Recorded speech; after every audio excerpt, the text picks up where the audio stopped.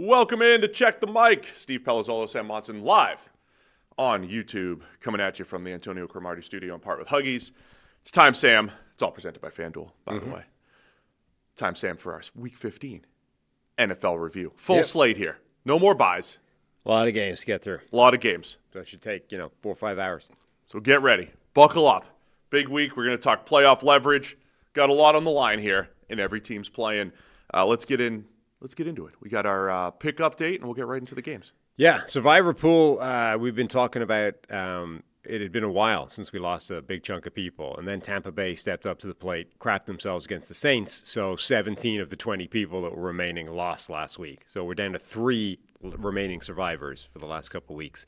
The Pigs Pool, Sam Monson Smells remains top with 123. He's now 1 clear of Maddox 29. But development, I'm now up to 5th. Amazing. 117 wins, 6 behind the overall lead. You are at 97, tied for 263, and Harry is at 95, 2 behind you. It's really close between my you son and your son. I. Yeah. For last, basically. Close to last. So we're very low down in the picks. Time to make some moves in the pick'em. Well, that's great. Appreciate the update. Good luck to you, being in 5th here. It was a good week last week. The bad news is a lot of the top people didn't go well. I know how competitive you are, and this is going to dictate your mood over the next few weeks. You're going to be mad at the NFL teams if they don't. I'm already mad at the NFL. Yeah, the picks. I mean, sports generally, it's not a good thing for me to be involved in.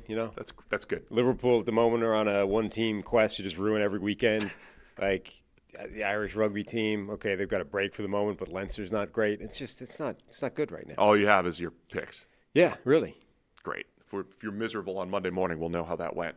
The other update, we are raising money here for during the Christmas and holiday season to support Heritage House Men's Recovery Program here in Cincinnati. If you want to see me run around the mall in an elf costume, maybe walk around the mall in an elf costume, we just need about $625 to get to the 2,000 mark. We're close, $1,375 out of 2,000 raised. Appreciate everybody who's already donated. Saw a couple more come in since yesterday's show, so appreciate anybody to help out with that. We're going to put together a nice little holiday package for the Men's Recovery Home Heritage House once we get to that 2,000 mark, and I'll do the elf spaghetti stuff with if we get to 2,500. I don't know when that would be, but we'll see how quickly we can get there. Trying to get this wrapped in the next week or so we get to the mall during the holiday season so I can see Santa. Yeah, that's what we're really looking for. That's the key. Yeah. Santa needs to be there. Santa. Down and at the you're just Kenwood screaming Mall. at him across the mall. The link's in the description of the YouTube channel or in my Twitter account. You can see the GoFundMe for Heritage House. Do we have bail money attached to this? Is that part of the... We need to get to 4,000 just in case. Just in case. I think that's okay. What is bail generally set at for a 6'10" elf? I don't know. I mean, I survived at the airport a couple years ago, picked my kids up from the airport. Yeah, you weren't screaming Santa at them, though. It's true. Yeah, I don't want... Could have a restraining order put on the big elf at the mall. So if you want to see that, the link's in the description or my pinned tweet. All right, man, 16 games. You ready? Yeah. It all starts Thursday night. Atlanta Falcons at the Tampa Bay Bucks. The tied for first now in the NFC South, Tampa Bay Bucks at 7-6, and the eliminated from the playoffs, 4-9, Atlanta Falcons. It looks like a better game when the schedule is put together, Sam. Yeah. But Kirk Cousins, still out there for the Falcons. No Drake London, and Falcons been struggling in recent weeks, but so have the Bucks. Offense has had a rough patch here. Yeah, I can't remember whether we said it on or off air, but there's a scenario where the Falcons can tie both the Bucks and the Panthers for the division lead by the end of the season, but there's no scenario in which they can win a tiebreaker in that, so they were eliminated. Yeah, the our old friend Timo over at PFF, because we're in scenario time right now, week 15 and on. We're just going to read. I cannot wait till week 18. They're no longer in the hunt. They're not done. No, they're done. The hunt's over. But Timo put out if the Bucks and Panthers split and lose out otherwise, and the Falcons win out, they would all be 8-9, I think. But the Falcons have no chance of winning that tiebreaker. Right, correct. They can't, yeah. So they theoretically, they could tie them record-wise. They just can't. But if you're looking for a moral victory.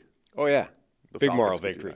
8-9 and tying the rest of the teams. Possible reinforcements here for the Bucks. first off, Chris Godwin, Bucky Irving, both questionable. But Mike Evans and Jalen McMillan, the other two receivers, activated from IR. Evans is still questionable, but whether it's this week or perhaps next week, and that's the thing, they have the mini bye and then their first of the two matchups with the Panthers, which clearly are going to decide the division here for the Bucs. So do they push Mike Evans back tonight? I don't know, but it's good that at least he's seeing the field and on his way back. Yeah, it is. I mean, they need to be as healthy as possible for those two games because those two games are becoming absolutely everything. They should have bought themselves a game's worth of breathing space last week against the Saints, and they weren't able to do it. Baker Mayfield passing for 122 yards, generally the offense not firing, struggling. That's not good for them. I mean, they need good versions of Baker and the rest of those passing weapons for a game like this. They do. And then, from an Atlanta perspective, we've called them one of the most confusing teams in the league all year. Every week. Because every week we don't know exactly what to expect. Interested in seeing their run game against Tampa and their run defense.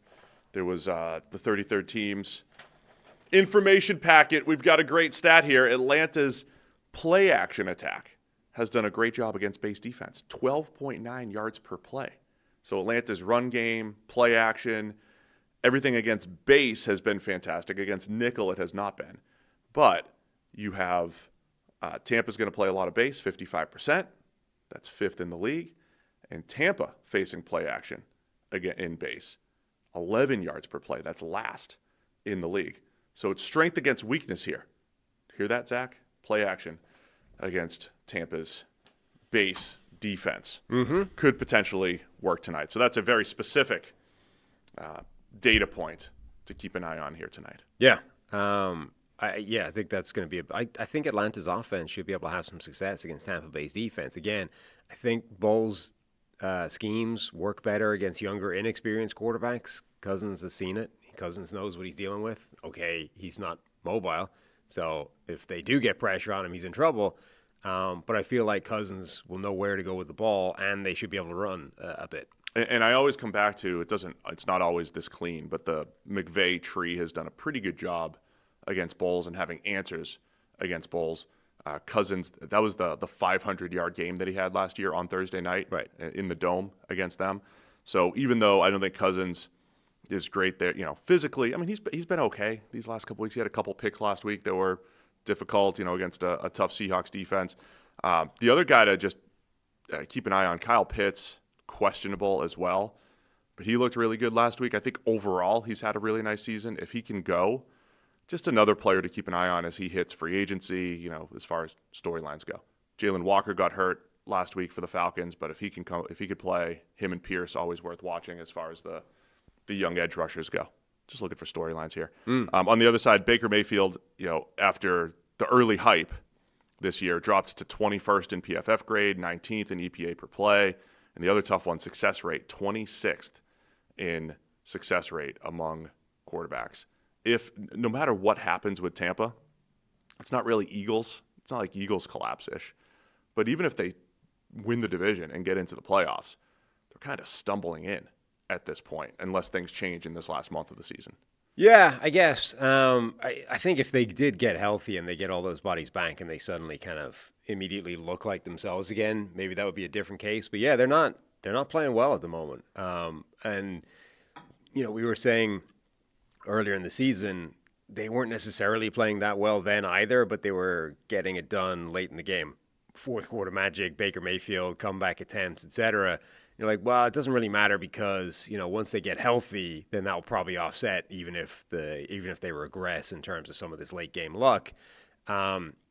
It didn't really. Like, they got a bit healthier, and then the net seemed to be a negative anyway when the luck disappeared, but also now that they're not healthier. Like, they threatened to get healthier, and certainly they did in bits and pieces on that offensive line in particular, but now they're banged up again, so they might just have lost the magic and they're still injured. All right, man, it's the Bucs by 4.5. Big game for them, right? You still the biggest games are still to come, but you still want to get a division win here if you're the Bucs. They're favored by 4.5 at home tonight, over under 44.5 per FanDuel. And you would assume they were stung by last week in a game they must have been expecting to win against the Saints. So I think they'll be motivated to try and right that this week. I'm going to go with Atlanta, though, for no reason other than I'm confused. I'm going to just go the opposite of you to try to I have to gain ground. Overcome 20 picks. Games. I need 20 picks here. So I'm taking Tampa. Harry's going to take Tampa. I don't necessarily trust Atlanta on the road here, but I also don't trust Atlanta with anything because I don't know what they're gonna do. No trust. They're better than their 4-9 record. The other part that I just say every week in my notes every week, just bad football from the Falcons. Special teams, like keep an eye on bad ball, untimely fumbles, special teams. Just keep an eye on it tonight with the Falcons. I'll take the Bucs again, as will 10-year-old Harry. All right, now we've got a slew of good games. Good. On Sunday. We're going to go best to worst, kind of, as far as games go. Green Bay Packers at the Denver Broncos. Sunday, 4:25. Super Bowl rematch. It's Brett Favre. It's John Elway. Yeah. It's just where my mind... When I see matchups that are Super Bowl... A couple of guys the Colts called this week. That's right. Was Elway not available? Oh, man, Favre could definitely play. You're right. He could chuck it. Favre would fire 4 touchdowns and 8 picks. I would bet Favre has a better arm than Rivers right now. If you line them up and did the old school quarterback challenge thing, I bet Favre can throw it harder than Philip Rivers can. Right now. I agree. Yeah. And Rivers had a good arm. Yeah, it's just fine. Yeah, right. Favre's never went away. No. Green Bay's favored by 2.5 here. The 9-3-1 Packers, the 11-2 Denver Broncos. At this very moment, it is a battle of the number 1 seed in the AFC, the Broncos, and the number 2 seed in the NFC, the Green Bay Packers. So seeding is on the line here for the Broncos and Packers. Yeah, absolutely. Denver's interesting because are they the most one-sided of these sort of contending teams in terms of it's all defense and then just like whether Bo Nix can get out of his own way for a few plays and put enough points on the board to escape with a win? That defense is so good. What effect will that have against Green Bay? Green Bay's offensive line is not as good this year as it's been in previous years, and I don't know if that always shows up, but against a team like Denver, it feels like it could.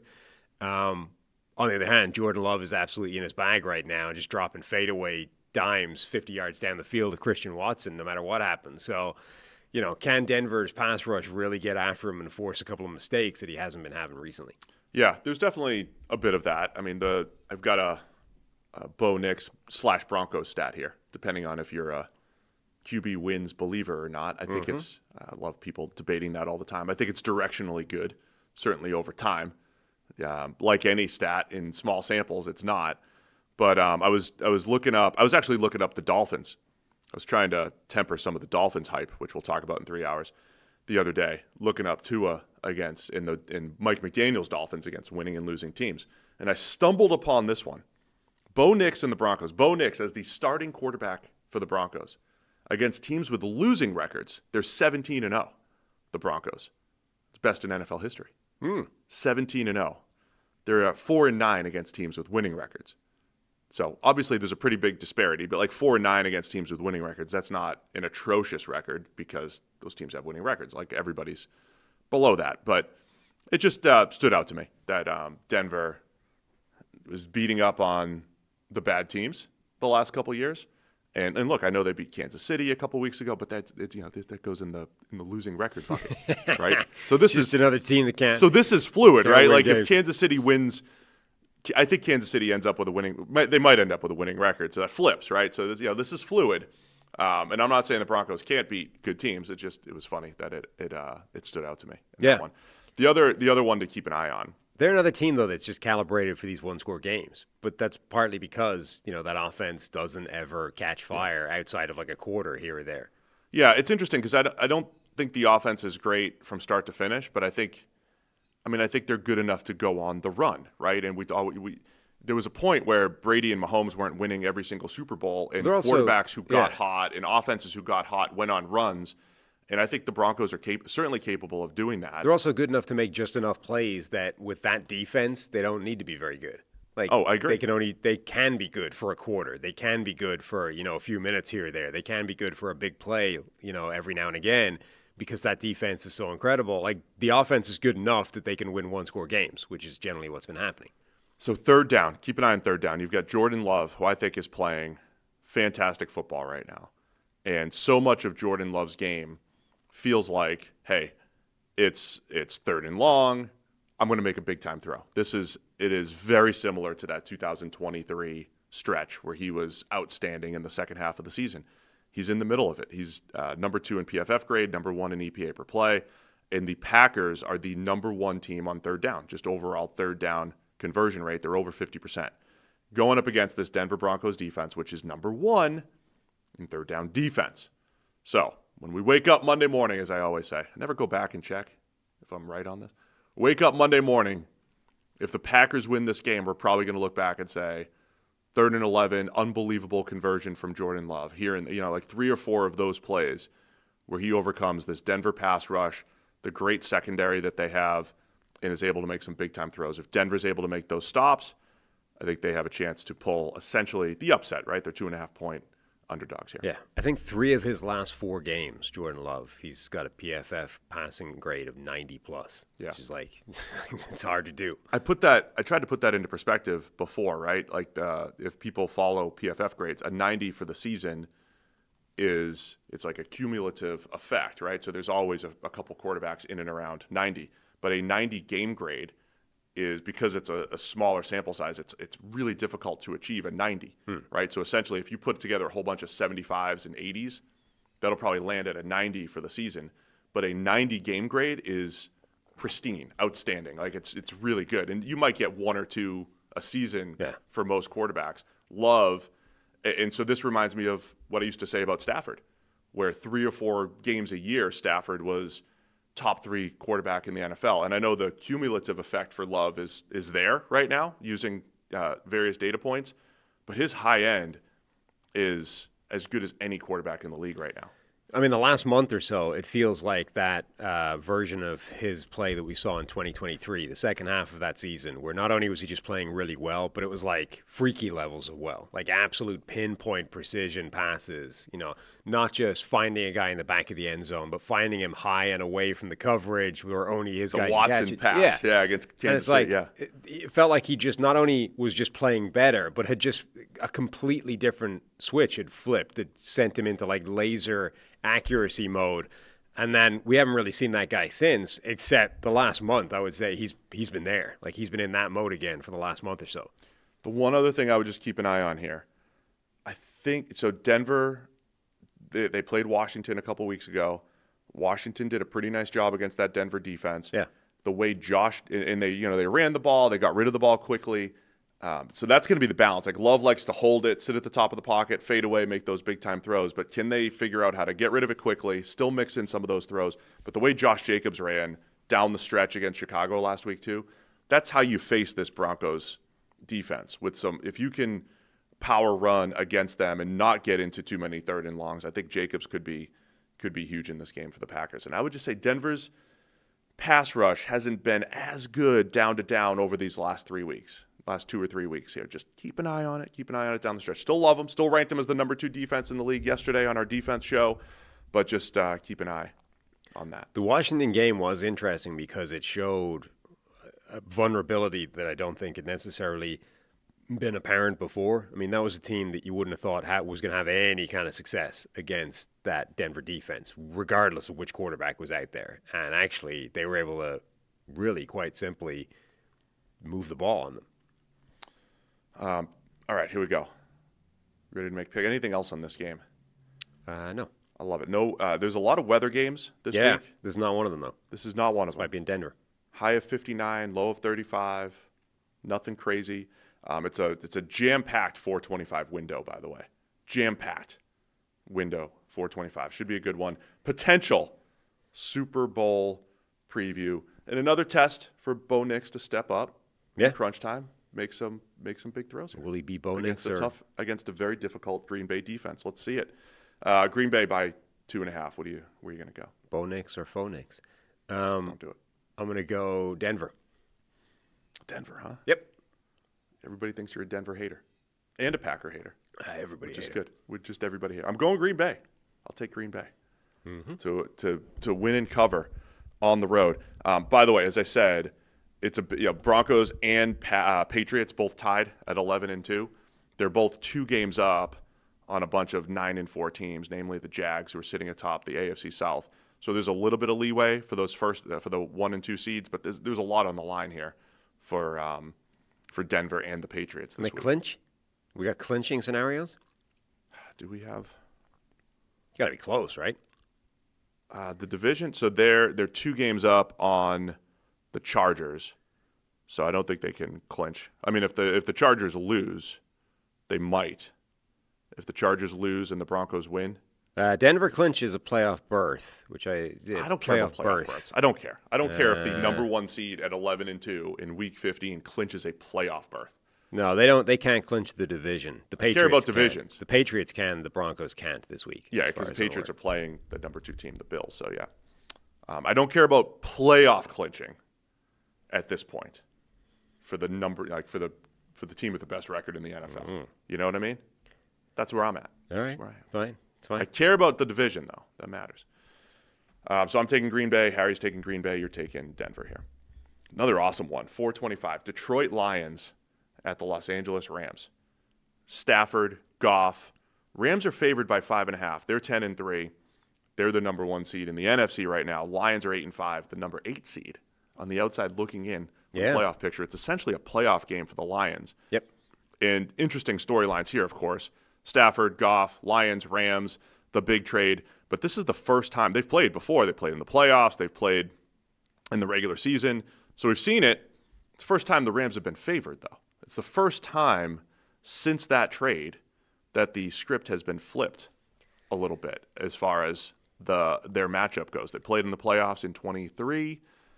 They played at the beginning of last season, which feels like a really long time ago, week 1 of the NFL season on Sunday Night Football last year.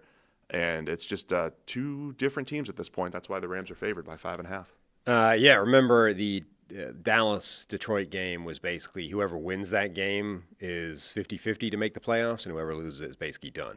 So the Lions are sitting there, according to NFL.com, with 53% current chance of making the playoffs. But if they beat the Rams, that jumps to 72. So this is a huge game for them. If they lose, it still only drops to 42, so it's not curtains. But winning this game would be huge for Detroit in terms of propelling themselves towards the playoffs. It would also be pretty huge because, the Rams are a lot of people's best team in the NFL. So the Lions being able to go out there and show that they can still hang with the best teams in the NFL would also be a pretty big statement for them. I think they're capable of it, particularly on offense. That group, we say this week, every week, Jahmyr Gibbs, Jameson Williams, like those guys are dynamic and dangerous. And if you can get the ball in their hands, they can attack anybody. And the weakness of this Rams defense is, where those guys would cook, right? It's out in space. It's in the back 7. Now, getting it to them involves getting the ball in the air before the front 4 murders you. And that may be the problem that they experience. But, there's definitely a world where this Lions offense can still have plenty of success against the Rams. Just to discuss a little history here, back in 23, when they played in the playoffs, that was the year, right? What a story, right? It's like Stafford going back to Detroit, but as the underdog, right? Like the Rams they won the Super Bowl in 21, but they fell off in 22, had a bunch of injuries, and they built it back up with this young team in 23. But the Lions were like the powerhouse at that point because the roster was so good. They took all those Stafford picks and flipped them into the Jahmyr Gibbs and Brian Branches and Jack Campbell's and Sam Laporta's and everything, right? So the Lions were the better team in the playoffs in 23. And then that first game of last season, they go to overtime. But again, it felt like the Rams were just punching up, right? They were overachieving against this really good Lions team. And then in overtime, the Lions just played bully ball. It was when they still had Frank Ragnow. And he was probably playing on a torn hamstring back then. But they just played bully ball against the Rams, who had this undersized defensive front. And it made sense, right? The Lions have maybe the best offensive line in the league. The Rams have this young, undersized offensive line, and they just play defensive line, and they just played bully ball. And I'm just painting this picture of things have switched, right? Since the end of last season, the Rams all of a sudden have a top 5 defense. The Lions have had a slew of injuries, particularly on the offensive line. They're not necessarily able to play bully ball. They could still run the ball. We've seen those games where Jahmyr Gibbs completely takes over. But it's not the same as it's been for the Lions as far as week to week efficiency, right? They could still put up monster games against Dallas like they did last week, or put up 200-something yards like Gibbs did against the Giants' run defense. But against better defenses, it's been more of a struggle than it had been in the past. So it's just interesting how the Rams have built it back up again to where they're the favorite. Their defense, I think, has a much better fighting chance than it did previously. Their defensive tackles are all playing pretty well. They've got a guy like Poona Ford, to add to the run defense this year. So I don't think you have the same individual matchups that you had, early last year and then back in that playoff game in 23. No. The big thing, I think, is going to be it's going to be the Lions' defensive side of the ball. Like, can they stop this Rams offense? Stafford's playing fantastically, but that duo of wide receivers, Puka Nacua just destroying everybody between the red zones. And then once you get in the red zone, Devontae Adams just immediately scores a touchdown with a devastating, route, release, whatever, that nobody can cover. The Lions secondary is really banged up, really injured. Can anybody in that secondary have any shot of covering Devontae Adams in the red zone? Can they stop Puka Nacua at any point before they get to the red zone? And then, oh, by the way, if you're focusing entirely on just those two guys, they can run the ball really well. So really difficult offense to stop for Detroit. Yeah, and look, the Rams, they blew it a couple weeks ago against Carolina from their perspective. 3 turnovers, couple fluky, couple on them. But other than that, they still move the ball extremely well. Yeah. They have been moving the ball, and they were 2 yards away from an Urban. They almost had an Urban last week against Arizona. They almost had the 250 rushing yards, 250 passing yards. Almost with the full Urban. Almost had the full Urban. They were close, 99% Urban, but not full. So, I think Jimmy G cost him an Urban with a stupid 2-yard kneel down. I like when quarterbacks specifically try to not lose too many yards on their kneel down. They do it as close to the line of scrimmage as possible. Jimmy went the other way. Jimmy ruins the Urban. The giant step backwards. I think if the Lions as 5.5-point underdogs. You don't see that often these last couple years. For them to pull this upset, Goff's got to play a clean game, and their stars got to make plays, right? The same way Amon-Ra was able to take over on a couple plays, and Jahmyr Gibbs out of the backfield and running the ball, able to take over.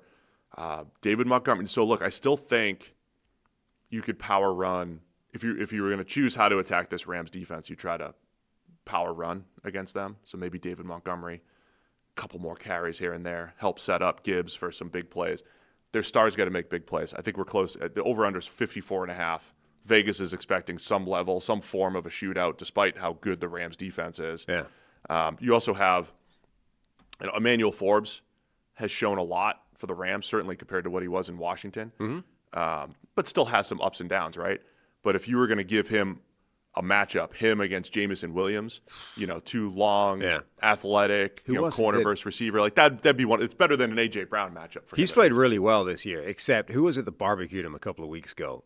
That got in behind him, and it was Carolina. Yeah. So it was McMillan. Yeah, and one of those 4th down plays where he was running a deep over, and Bryce Young just drops it into a bucket over the top, and then he's toasted. So that is a fun matchup. The other one I think that's kind of interesting is the Rams. The Rams' offensive line has been kind of crazy this year, and it's not necessarily been 100% healthy either. Rob Havenstein has been hurt, banged up, bits and pieces. They've been relying on Warren McClendon Jr. at right tackle, who's actually played remarkably well. This is a 2023 5th-round draft pick, and generally he's been really good this year. Now, that's fine, but you now have to block Aiden Hutchinson.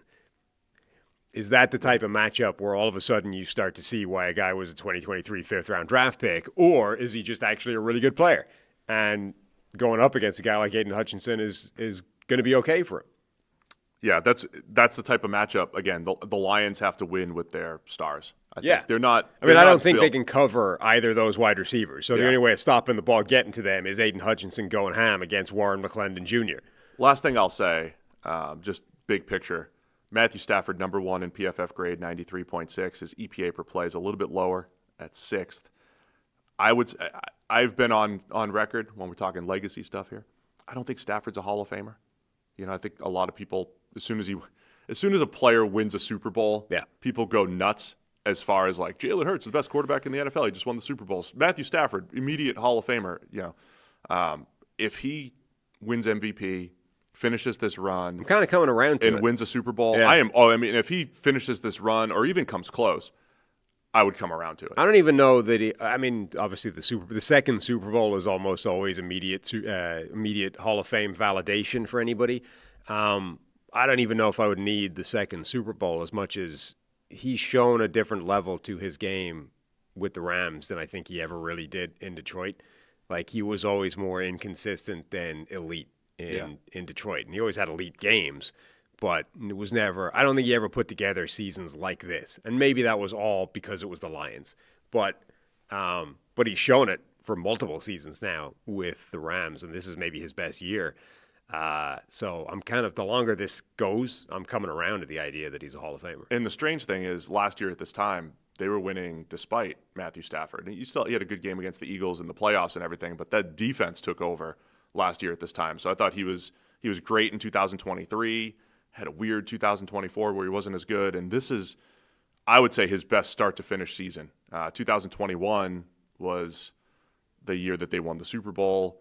He was good most of that year. 23, he's bringing Puka and some of the young kids along. But this is probably his best start to finish season. And so he's got 4 games here to kind of cap it off, perhaps win an MVP, earn the number 1 seed for the Rams, and I think they'll be the favorite probably certainly out of the NFC, to win the Super Bowl, but maybe in all of football. So got to get by the Lions first, though, to keep that number 1 seed. Favored by 5.5, the Rams, over under 54.5. Where are you going to go with this one? I'm going to go with the Rams. I think they are, I don't know if they're necessarily the best team in the NFL in any given week, but I think they're the most complete. Harry and I are just going to disagree with you on everything here. Okay. See if we can make some ground up here. So if you're number 1 by the end of the week, we know that we're probably both tied for last, Harry. Yeah. I'm taking Detroit. It's a lot of points for me on the road. I do think the Rams are the better all-around team. Love the storyline, love the matchup. The Goff-Stafford thing it's one of the coolest storylines in football over the last 5 years, I would say. The fact that they both found success in different places. It's funny that it's worked out for both sides. It has. Yeah. But, again, storyline-wise, too, tables have turned a little bit here. The Rams are the better team after the Lions had been. But I'll take Detroit as the underdogs, as will Harry. The next one, 4:25 on Sunday. The Indianapolis Colts at the Seattle Seahawks. This is the most intriguing 13.5-point spread maybe in the history of the NFL. The Seahawks are favored, obviously. But Phillip Rivers could play football. Yeah. We still don't know exactly what's going to go down here, if he's ready to play. And I use ready in air quotes. Is he ever going to be ready? Well, he knows the offense. That's good. He's been running the offense, apparently, with his high school team. Which John Gruden knows offenses, is too. Itself kind of weird.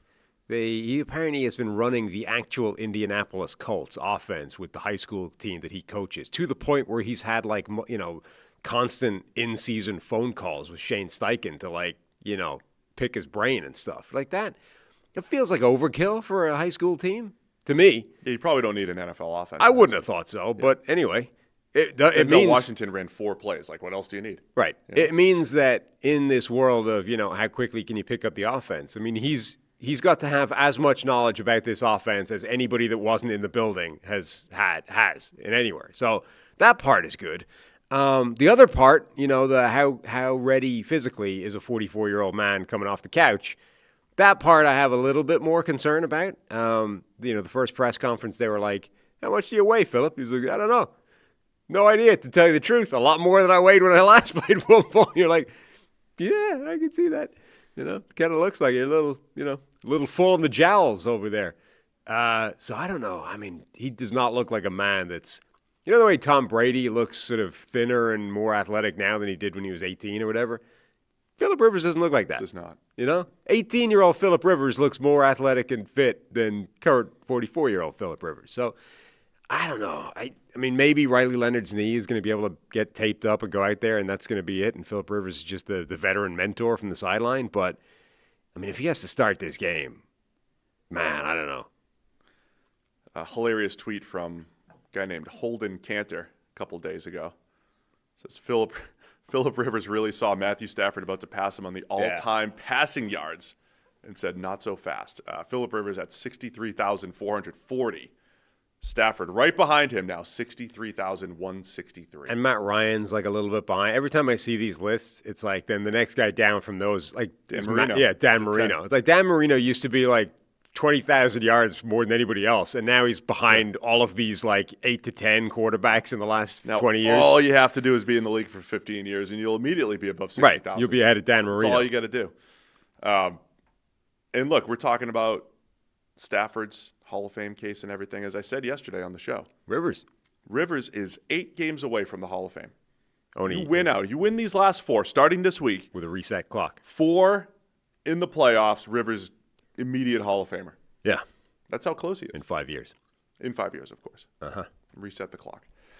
So anyway, I cannot believe. The chat saying Rivers has been named the starter, so... He's been named the starter? So officially? Says the chat. I haven't fact-checked the chat, but why would the chat lie? I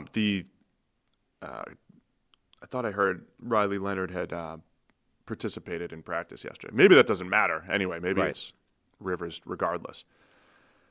But, man, this isn't like you going up against the Raiders. Will says that's unconfirmed. He can't back up the chat. Can't verify it. Why would the chat lie to us? I don't know. I'm just there's conflicting reports now.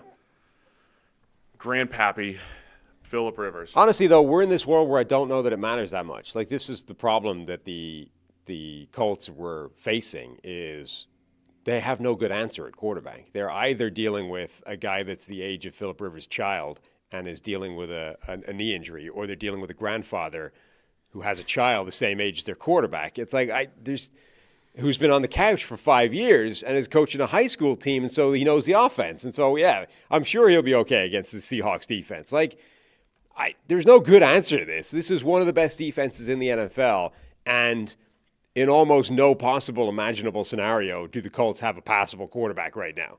Therefore, this is going to be ugly. Against a very good Mike McDonald Seattle defense. And I'll just say this. It is with the Rivers thing. There are 2 things that are true, and we had a great discussion yesterday. If you missed yesterday's show, we had Cody Alexander on, defensive expert. We were talking about the best defenses in the NFL, defensive trends, and 2 things came up that were fascinating for this story. Forget about Rivers physically, but just like the mental part of it, the fact that he hasn't played in 5 years. The 2 things that NFL defenses are doing now that they weren't doing just 5 years ago. Yeah. First off, almost every quarterback in the NFL is mobile. And so when you talk about your 4- and 5-man rushes, you have to care about pass rush lanes and pass rush integrity more than ever and worrying about escapability. So on one hand, you don't have to worry about that with Rivers.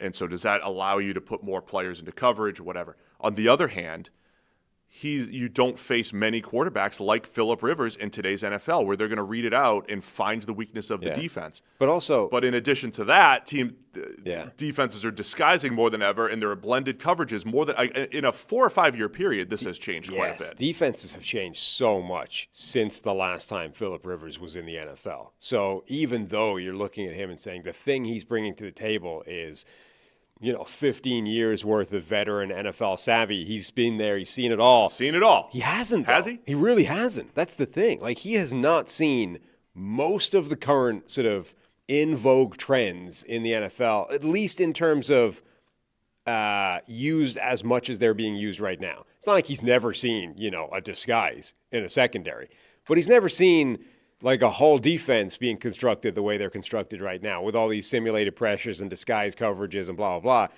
He's seen each element of that, but has he seen it all put together, used as like the primary driver of a defense? I don't know that that's true.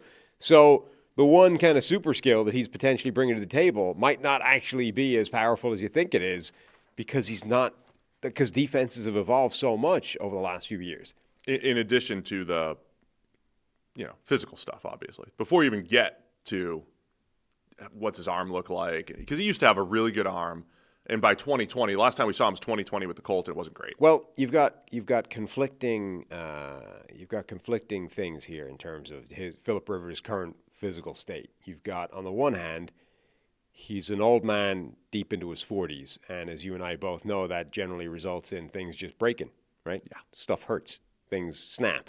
Sure It's does. stuff that didn't use, all these memes and Instagram videos of like, oh, here's a 40-year-old man just like getting out of bed, snap, right? On the other hand, he's working with not just father, but grandfather strength, right? You can't fake that, So which one of these two things is going to be more powerful? The other thing, if we could throw some advice Philip Rivers' way, I mean, you cannot underestimate.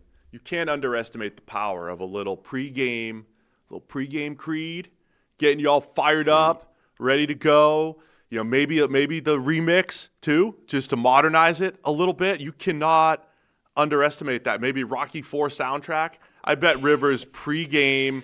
You cannot. The kids aren't listening to Rocky IV soundtrack before games like I did back in high school. That's a good. There's no easy way. No easy way out. Track 7, Rocky IV soundtrack. You fire that up, Philip. You fire that up. That's Nicky Manwari. Oh, you're flying around. Oh, you're a hybrid safety linebacker. I'm not scared. There's no easy way. Rocky could do it. No Easy Way Out is the perfect song for Philip Rivers to have on loop before this game because, number one, it's an awesome, motivating tune. Number two, it's also true. It's true. There is no easy way out. You are almost certainly going to get your ass kicked in this coming, game. man. Seattle's coming. So Watch saddle up and let's go, right? It's Rocky in the Lambo, in the tunnel, blasting the engine and watch, in his mind watching Apollo get murdered by Ivan Drago. That's what he's dealing with right now. Except instead of Ivan Drago, it was Daniel Jones and his Achilles. Yeah. So that's what Philip's going to do.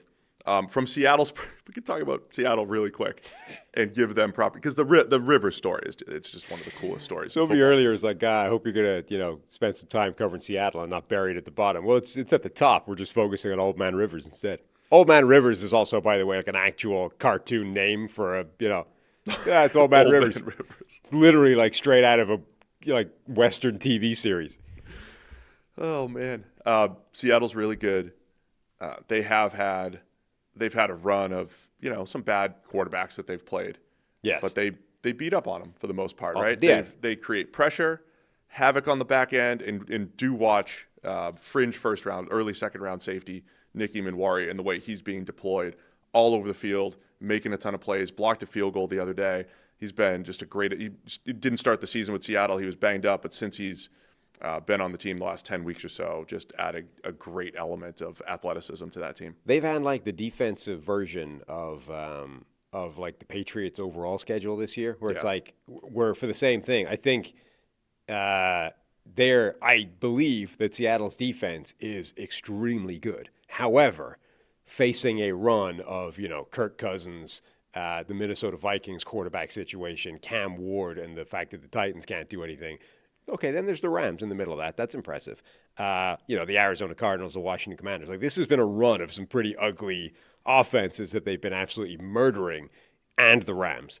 So I think those two things are both true. Like they've had an extremely beneficial run of crappy quarterbacks that they played recently, and Stafford. But I do believe that their defense is absolutely for real anyway, and that's where the Colts are going to have problems. And then just an update on Seattle's offense. Sam Darnold tapered off a little bit in recent weeks. I loved his game against Atlanta after the interception. Thought he settled down, played well. Down to 7th in PFF grade at 83.4, 4th in EPA per play at 0.2, and 1st in success rate, 53.5. And then JSN, Jackson Smith, and Jigba, 1,428 receiving yards, almost 300 yards more than second place Puka Nacua. So JSN had the quiet game 2 weeks ago against Minnesota, but great game last week. And he's on track for like the certainly the modern. I don't know how deep this data point goes with anybody, but the PFF era anyway, the yards per route run record that Julio. Tyreek Hill, I think. Oh, Tyreek. The year where he was on pace to blow it to pieces and then got hurt late in the Yeah. season. And I think so. I think he has the record. Or if it's not him, it's Steve Smith in 08. It was the other one with a ridiculous number. They're like, Julio was the guy that made it his own for like 8 straight years was like in and around 3. Tyreek Hill, I think, was at 3.8 or something that year.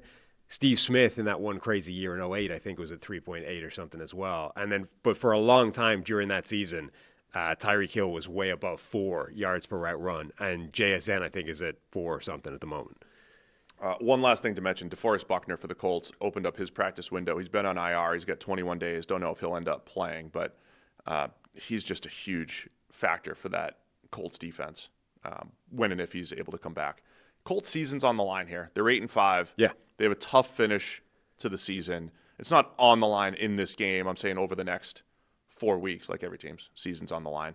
But just outside the playoff picture right now, can Phillip Rivers save it as 13.5-point underdogs? Seattle favored here. Over-unders 42.5. We're going to go. I can't believe I'm actually picking Seattle to cover this 2 touchdowns. God, I am, though. I think I have to. I got to take Seattle. There's so much unknown. Can old man Rivers lose by 2 touchdowns? If it was Riley Leonard for some reason, like I don't really trust him in a full game chucking it around, but I think it's they scheme open receivers. He made a few throws last week. So yeah, like you could see something where Seattle wins like 30-18 or something like that, right? Knowing that, neither one of us has seen Phillip Rivers so much as throw a football in the last 5 years, do you think he even gives you a better chance of winning the game than Riley Leonard? Assuming Riley Leonard was healthy. Like, forget the fact it's tough I don't know because I also think Leonard could run. Yeah. Right? Like there's which is huge in a game like this. Like absolutely. That might be the only way of surviving. I mean, if you watch Notre Dame's first drive against Ohio State last year, it was just Riley Leonard, grit, short yardage runs, 17-play drive. Like you could shorten the game. He had 4 or 5 rushing touchdowns before he had a passing touchdown. Yeah. I mean, you could if you're Shane Steichen and you're forced to play Riley Leonard, who by the way is hurt. Right. Would have to play through injury. But you give him 10 to 12 carries, shorten the game, scheme open some throws for Tyler Warren over the middle, and, see what you can do. But I don't know if Rivers gives you a better shot or not right now compared to Riley Leonard. But they're going to give him a chance, potentially. Harry's going to take Seattle as well. First time we've all agreed. Just, 3. Packers, Broncos, Lions, Rams, and Colts, Seahawks, all at 425. Mm-hmm.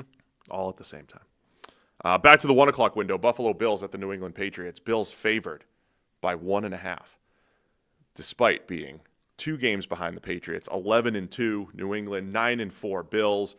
Patriots have a chance, as you mentioned earlier, to clinch the AFC East for the first time since Brady left in 2019. The other fascinating storyline about this, not only has Buffalo owned the East since 2020 over the last few years. Remember last year, the schedule quirk. The first time these two teams played, Buffalo had already had the division clinched before their division rivals even played. They played in week 16 and 18 last year. And by this time last year, Buffalo had already clinched the division, like 2 weeks ago. So things have changed. And it's another test for New England.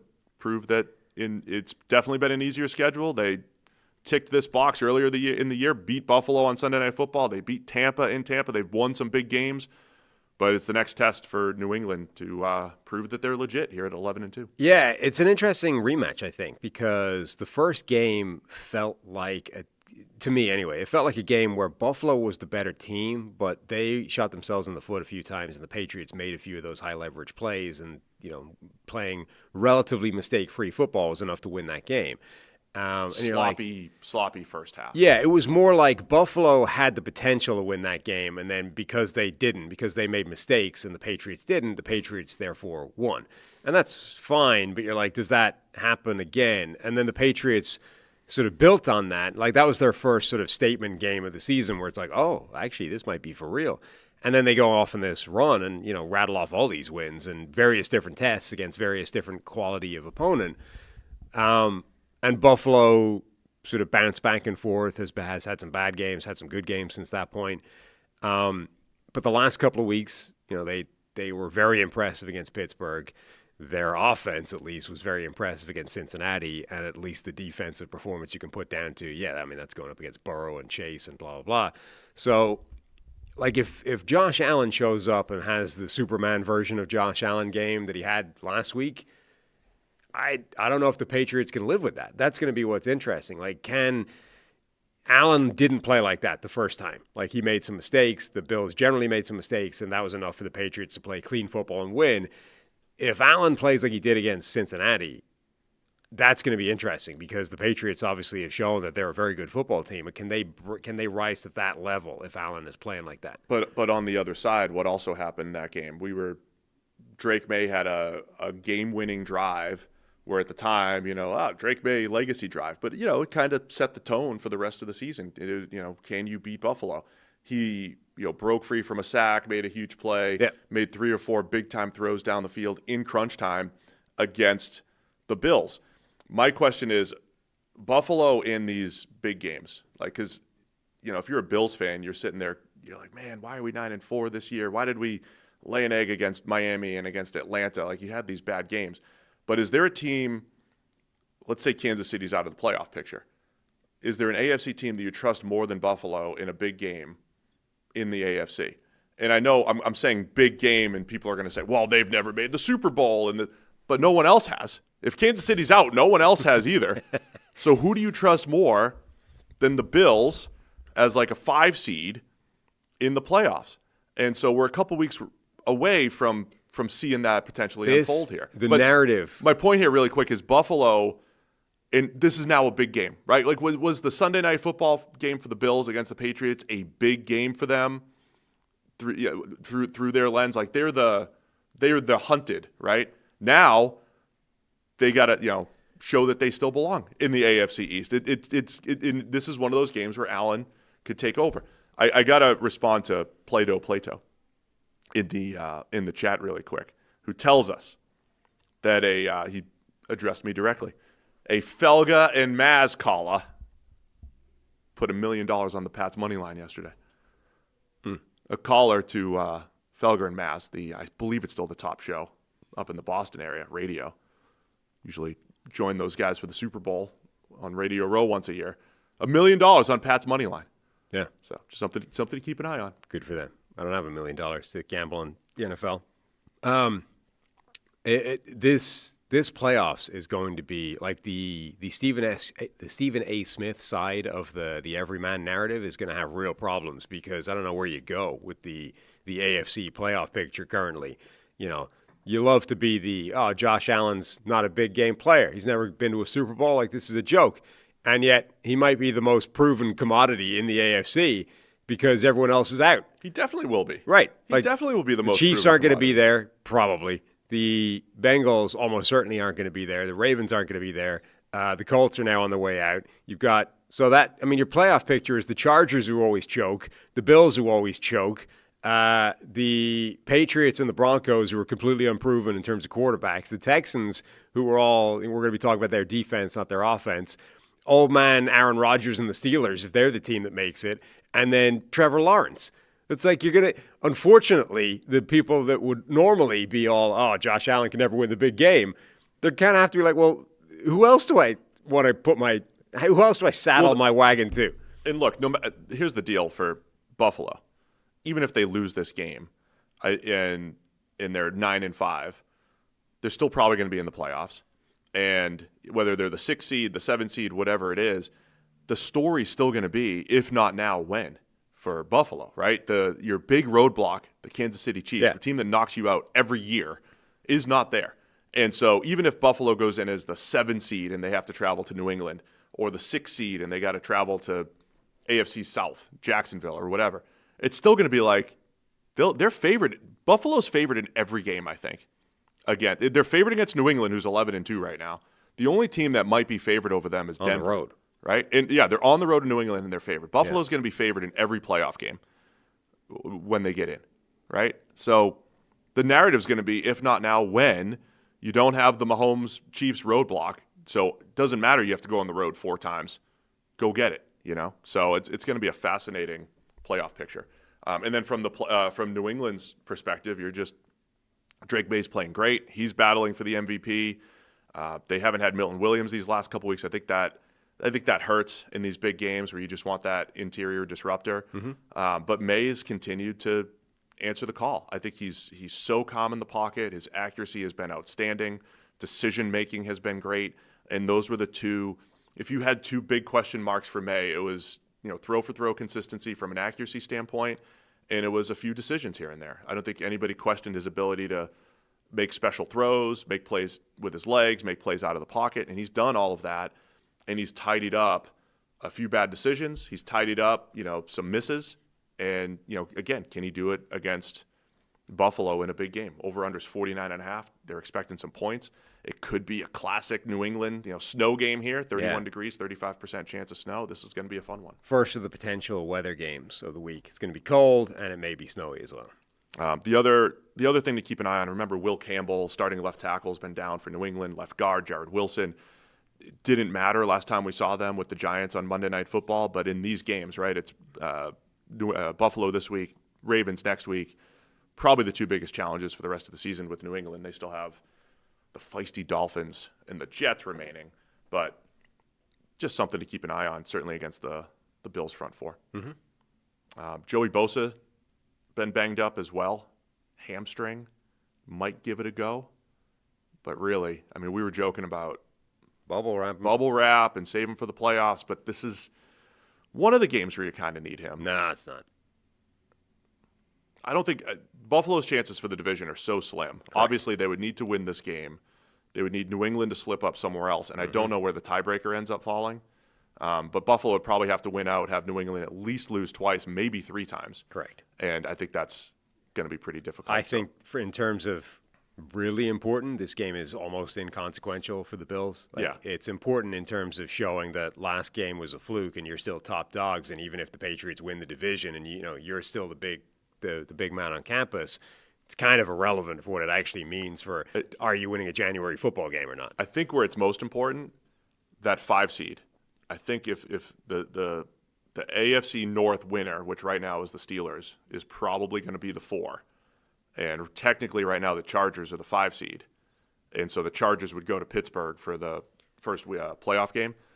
I think if you're Buffalo as a fan, you're sitting there hoping for the 5 seed. Let's go to Pittsburgh round 1. Not that you can't win in Jacksonville, right? Or if it's in Houston, right? Houston could still. They've got a couple easy games coming up. Houston could be the AFC South champion. Houston's the one you have to go to Houston in a 6-3 game. Probably not what you want. Houston's the one you don't want to get. But again, you have to work on the basis that if you're the Buffalo Bills and you want to win a Super Bowl this year, you can beat any of these teams in the AFC. So, who cares? Anyway, great game. Going to be a lot of fun here. Another game to prove. The Patriots. They're 11-2 and underdogs by 1.5 against the Bills. Where are you going to go with this game?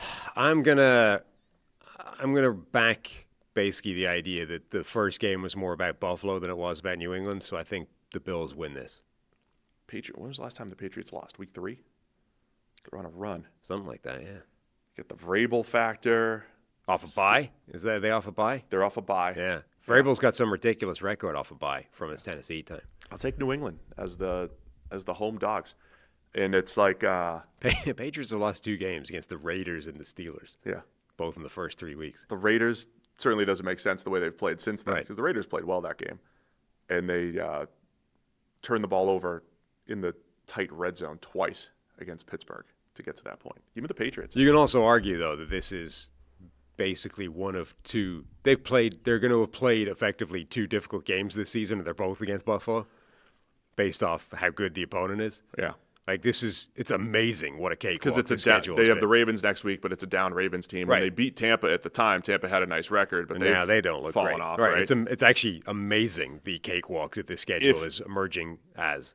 In MVP narrative terms, this might be the high. Well, I want to say it's like the highest leverage week for MVP. Fully knowing that the human beings are going to forget this next week, but. It's like, what's the most recent thing you saw? But with Stafford going against the Lions, May going against the Bills. At this point, if you're into the MVP race, if May and the Patriots win this, I don't know who's the favorite right now, but May could easily be the favorite if he puts up a big game at home against Buffalo and seals the division. At this point, I think Matthew Stafford's taken a fairly strong stranglehold on the MVP race. Yeah, but that thing, it's like a horse race, though. Most recent thing that you saw. And it's still probably the highest leverage play. Anyway, Harry and I are both taking New England. You're taking Buffalo by 1.5. All right, another huge game. Los Angeles Chargers at the Kansas City Chiefs. This is Sunday at 1. Chiefs are favored by 4.5. The 6-7 Chiefs are favored by 4.5. Chargers, they're 9-4, as I mentioned, the 5 seed right now in the AFC. Over under just 41.5 per FanDuel. A lot to unpack in this one. No crazy weather, 25 degrees and sunny. As of 25 right now. degrees though. That's pretty Cold. Yeah. But no night game in Kansas City, so maybe see they the can ball. catch. So obviously, playoff leverage here. Kansas City is all but eliminated if they lose. And this is, like, as big as a game was for Kansas City last week against Houston, if there's a path to the playoffs for Kansas City, the most likely path is a Chargers collapse and the Chiefs winning out. So obviously, the Chiefs would have to win this game. And so for the Chargers, this is your opportunity to essentially knock out your division rival. But there is a path for Kansas City. If they can win this game, their playoff odds would only be 16% still. But the Chargers have this tough run the rest of the year. Kansas City still has 2 games against the Titans and Raiders, 1 against Denver. But you can see them; they'll be favored in all those games. Maybe against Denver. We'll see what happens against Denver. But Kansas City, if they won out, and they would have the tiebreaker against the Chargers if the Chargers lose to the Broncos in Week 18. So I said this on the show yesterday, right? There is a scenario where the Chargers have a win-and-in game against the Broncos. And if they win, they knock the Chiefs out. And if the Broncos have their seeding locked up in Week 18, could be the 1 seed, could be the 2 seed, right? If they just have nothing to play for, the Broncos could sit their starters in Week 18 and knock out the Chiefs. Choose to sit their starters and let the Chargers win to knock out the Chiefs. Just saying. Yeah. I mean, I think the Chiefs are probably done anyway. They're mathematically still alive, but I don't think even they think their season is still. I don't think that's a wild scenario, though. The Chargers have the Cowboys. They need multiple teams. Cowboys, to lose Texans, out. and Broncos the next 3 weeks. They need to win out, and they need multiple teams to lose out, and I don't think that's likely to happen. I would also say, so the Chargers coming off that wild Monday night game. And that's the reason it's not likely to happen is the Chargers are going to show up for one of those games. One of those games, they're going to show up and beat an opponent. But they have to win 2. Because Kansas City would have, if Kansas City wins out and has 10 wins, and the Chargers have 10 wins, I believe the Chiefs would have the tiebreaker, unless the Chargers win is against Denver in Week 18. Or they're tied because they need multiple teams to drop out. They need the Chargers out, and otherwise. No, I think they would just need the Chargers. No, because they need the teams ahead of them in the wild card race to lose as well. I guess I'm assuming the Colts don't win a lot, right? And that the Ravens. They need to overhaul 2 games on the Colts. They need to make sure the Ravens don't also win out. They need to have the Chargers lose out. There's just too many things. Just saying that's the clearest path. Anyway, interesting spots here, right? The Chargers coming off that crazy win against the Eagles. It was ugly offensively for both teams. What did that end up being in terms of pressure rate for Justin Herbert? I've seen anywhere from 50 to 65, depending on the source. But Herbert was under pressure nonstop. Basically every play. But I think that's why this game is Chiefs by 4.5. Yes. Because I mean, I don't know how much to make of generally of the idea of, oh man, a tough physical game last week is going to really, the Honolulu flu type of effect. I don't know generally how much of it to make of that. Because honestly, that's one thing that nobody else. That's one of those things where you actually need to defer to former players on. What exactly does that week feel like physically if you've got your ass kicked in a given week and then next week you're playing again, the short week, all that kind of stuff? What is that like, the week of recovery, how close to 100% you are the next week, and how much of a difference that makes? If it was ever going to make a difference, this is the game. Justin Herbert was in a bus that got pushed off a cliff. The entire game was just him getting absolutely wrecked. So that must have had a greater physical toll on his body than you would normally experience. So if that's ever going to make a difference, it's going to be this week. And then oh, by the way, Spag's defense is rocking up, and now you got to do it all over again. I mean, that's why brutal. It's 4.5, right? The Chargers couldn't block anybody. Yeah. When they did block it up, nobody was getting open. Right. The Chiefs' defense, they have not been as good this year as they've been the last two. That is clear, especially on third down. They're 26th on third down conversion rates. But Spag's defense, they put Noel Williams in last week. He did a really nice job, a rookie third rounder out of Cal, playing corner. Like, the Chiefs' defense is absolutely capable of creating havoc up front. There's still 4 or 5 plays per game that Chris Jones is in the backfield in a second. Do you realize how crazy that is for a defensive tackle? 4 or 5 plays per game where Chris Jones, the snap occurs, and Chris Jones is just by his guy, and it's like, plays dead. And the best you could do is maybe scramble out and find a check down or, throw it away. It's the best you can do. And so I think you see that game the other night, and the Chiefs could absolutely do the same thing to the Chargers' offense. And then the Chargers' defense, which I think is very good, but going up, the Chiefs' offense is better than what the Eagles have. And so I also think the Chiefs' offense, for the struggles that they've had in recent weeks, say against Denver in crunch time and against the Texans in crunch time, they're better equipped to face a zone-heavy team like the Chargers. Remember, way back in week 1, that's when they played this matchup. Xavier Worthy got hurt, third play of the game. Chiefs still made a bit of a comeback to get back into it, but I think they're just better equipped to face a Chargers-type defense than some of these other defenses that have shut them down in recent weeks that are going to man up a little bit more. And so I think that's why Kansas City's favored in this one, and they have a chance to at least extend their season with a win at home here. Yeah, definitely. I mean, a big question is going to be the other side of the ball, I think. I would expect this to be a low-scoring output from the Chargers offense because I kind of expect it to go in a similar direction as it did last week, which is Herbert's going to be running for his life every play. They're going to cause all kinds of problems. They're not going to have a ton of open receivers. They're probably not going to run the ball to a huge amount of success. So they're going to have struggles on that side. The other side of the ball, though, I mean, the Chiefs' offense has its own struggles.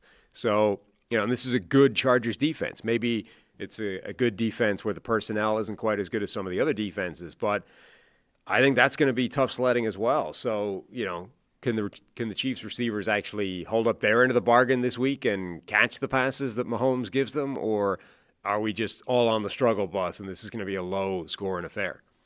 Yeah, Kansas City's offense certainly, I think, missing some of the easy buttons that they've had in the past. It's been a little boom or bust because even Buffalo game, Denver game, a lot of their ability to move the ball was big plays down the field, pass interference calls, like downfield shots. You're not getting as much of the underneath stuff open. I wonder if they're going to try to run the ball a little bit more against the Chargers and get back to that ball control style that Kansas City's run these last couple of years. And then, I think if the Chargers win, it's such a massive game for the Chargers. If they at least want to set themselves up for the playoffs, knock out their division rival, I think Herbert's going to have to, Herbert's legs, the things that they started to do down the stretch against Philly the other night. And plus, remember how they won this game in week 1? Herbert's legs, 3rd and long, scramble. And it almost like set the tone for the entire Chiefs season. Remember the Chiefs had been, they just epitomized making the big play at the right time, right? And it could be a pass breakup in the secondary.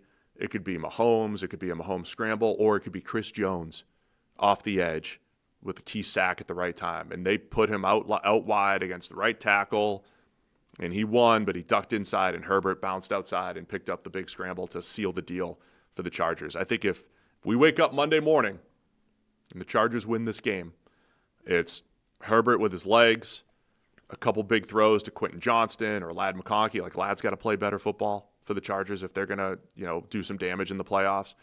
Those guys have to make big plays against this Chiefs secondary or Herbert's legs. The way that, the Eagles are just deploying a ton of man coverage against those guys and locking them down. Ladd McConkey's the one of those receivers where you're like, he feels like he should be able to beat man coverage. I could see the other ones struggling, old man, Keenan Allen, Quentin Johnston, and his relative struggles at times in the NFL. I can see those guys getting shut down.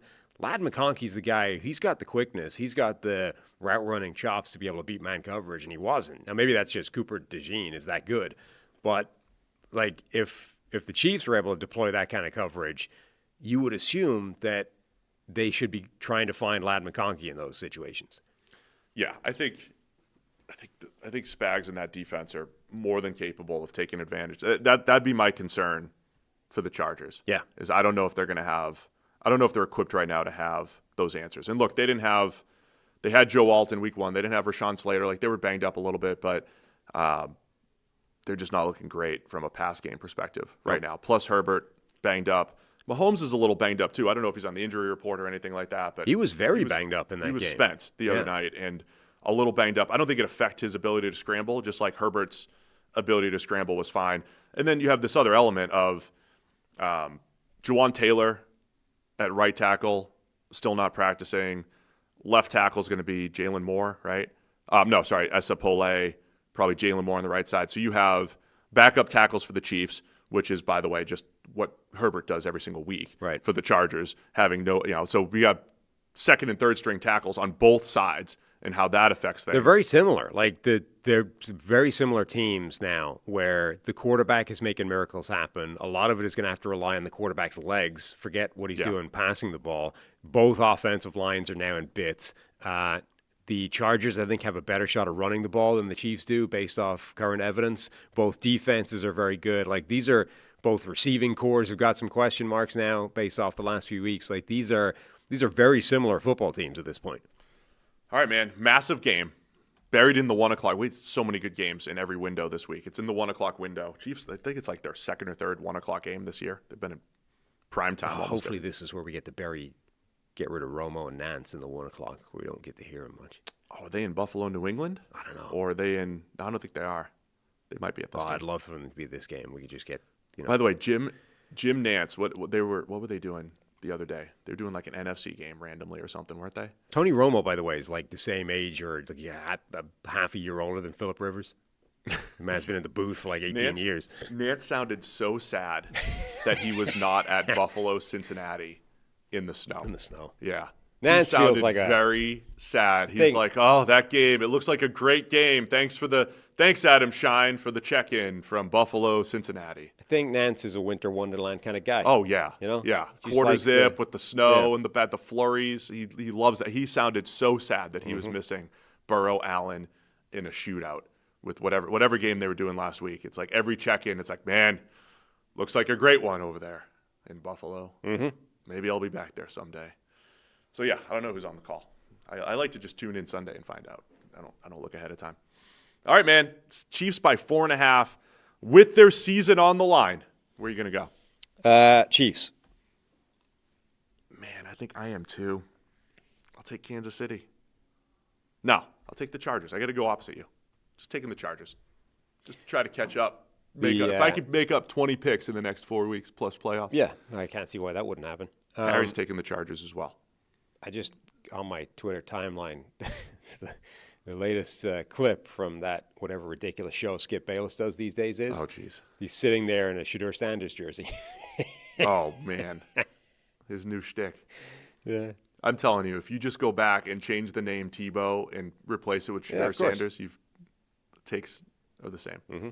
We're going to talk Chargers run game in a second here, but you know how fast NFL game days move. One big play and everything changes. That's why live betting on FanDuel is a game changer. With FanDuel, you can bet in real time while the game unfolds. So the score just flipped. You could jump on a new spread or a live money line. The receiver's heating up. You could bet the next touchdown scorer or total yards. Think that drive stalls in the red zone. You could take a live field goal prop or fade the total. Live player props, team totals, drive results, updated spreads, next play markets. It's all there. It's fast. It's fun. And with FanDuel, your live bets move as quickly as the game does. So whether you're riding momentum or fading the hype, FanDuel puts you right in the middle of every moment. Visit FanDuel.com/33rd to download the app and bet the NFL live all season long. Must be 21 plus and present in select states. For Kansas in affiliation with Kansas Star Casino, or 18 plus and present in D.C., Kentucky, or Wyoming. Gambling problem? Call 1-800-GAMBLER or visit rg-help.com. Call 1-888-789-7777 or visit ccpg.org/chat in Connecticut or visit mdgamblinghelp.org in Maryland. Hope is here. Visit gamblinghelplinema.org or call 800-327-5050 for 24/7 support in Massachusetts. Call 1-877-8-HOPE-NY or text HOPE-NY in New York. Paid endorsement. And then we're going to cap off talking Chargers Chiefs with Omarion Hampton. Remember, the rookie running back made his return Monday night. A couple big runs in there. His over-under for rushing yards is 54.5. He's splitting carries with Kamani Vidal. What are your thoughts on this over-under for the Chargers? I think if Hampton goes over, though, that bodes well for the Chargers' chances here if they can create some big plays. And I know like people are hammering Greg Roman. He's reached that point where like if Greg Roman seems to have a shelf life where his fan base eventually just goes, all right, Greg Roman's terrible now. Done with him. Sick of it. Yeah. We're there with the Chargers. They're sick of Greg Roman. So what I'm saying is like he's been very pass happy this year, even though actually in previous years he's had the reputation for being the exact opposite. But they've been extremely pass happy this year, and yet you would think they would want to run the ball to try and protect Philip Rivers, to try and protect Justin Herbert. I said it coming out of that game. I don't know if I've ever seen a worse game in terms of protecting an injured quarterback than what the Chargers did last week. I can't imagine you want to do that again, but maybe they're just that crazy. They have the horses, though, between him and Vidal to play the ball control game. I know the Chiefs like to play that too, but you have this chance to have this really shortened game, and that's the one way that we always talk about the offensive line is they can't pass protect all that well, but they could still a bit. Right. Like they're not great. Like the Chiefs have a pretty good run defense. The Chargers don't have a great offensive line, even in terms of run blocking. Their best asset is the running, like the actual talent of the running backs. Like Omarion Hampton does look explosive, dynamic, capable of busting a big play at any time. Vidal has made some big plays as well. Like the thing they have going for them is that those are just good running backs. It's over under 54.5 for Hampton. I'm going to go under here against Spags. Yeah, against Spags' defense. So. Yeah, I think I'm the same because as suicidal as it is, I don't know that they're actually going to try and run the ball that hard, and I think they'll just lean on Justin Herbert being Superman. All right, going under here for Hampton. You guys can join in as well over at FanDuel.com/33rd. All right, bunch of games to get through here. A Thanksgiving rematch, Baltimore Ravens at the Cincinnati Bengals. Ravens favored by 2.5. They're 6-7.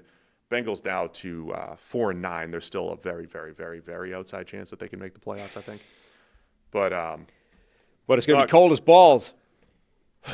Yeah, I did not look ahead on our hometown Cincinnati weather report, but Will put the weather in the chat here and made me sad. Yeah. When it says high of 10, low of 2. Which is actually higher than my daughter reported it to me as being this morning. She said it's going to be 1 degree on Sunday. I was like, Fahrenheit? Because, we're Irish, so we sometimes communicate in Celsius. And I was like, Fahrenheit? And she goes, yeah. So it's going to be brass monkeys out there. Wonderful. Well, what are you looking for in this one? It's hard to know with either of these teams. Like, Lamar Jackson apparently had a sort of veteran rest day yesterday on Wednesday, which is unusual for quarterbacks. Like usually those guys practice, and if it's not injury related, which apparently it wasn't, like he's not, they're saying his ankle or whatever is fine. They just gave him the day off. They're like, maybe he just needs a break. Lamar's practice reports have been fascinating all the time because like last week he stopped practicing and it was for a completely different injury. Like the ankle popped up. But usually it's an injury. Yeah. But he probably just needs rest at this point anyway. Sure. On the other hand, you've got a quarterback who's not playing his best football who appears to be in this sort of weird spot. Does it feel like practice time is good for him? Or no, maybe the break is what's best for him. Yeah. You ever watch The West Wing?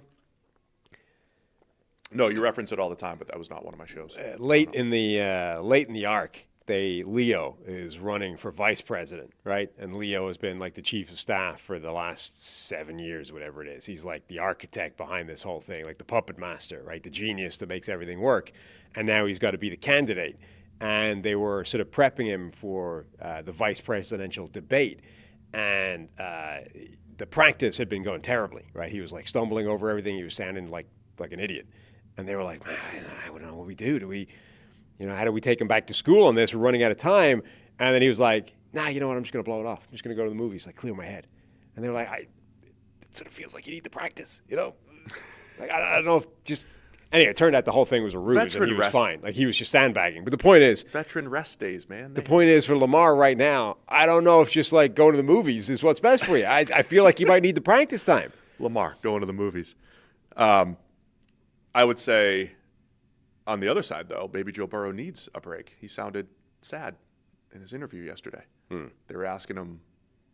He's like, I just want to have fun again. I'm just focused on having fun. They said, is there a lot going on? Or he said, they were basically like, he said something like, there's a lot going on. They said, on the field or off the field? He said, both. A lot going on right now.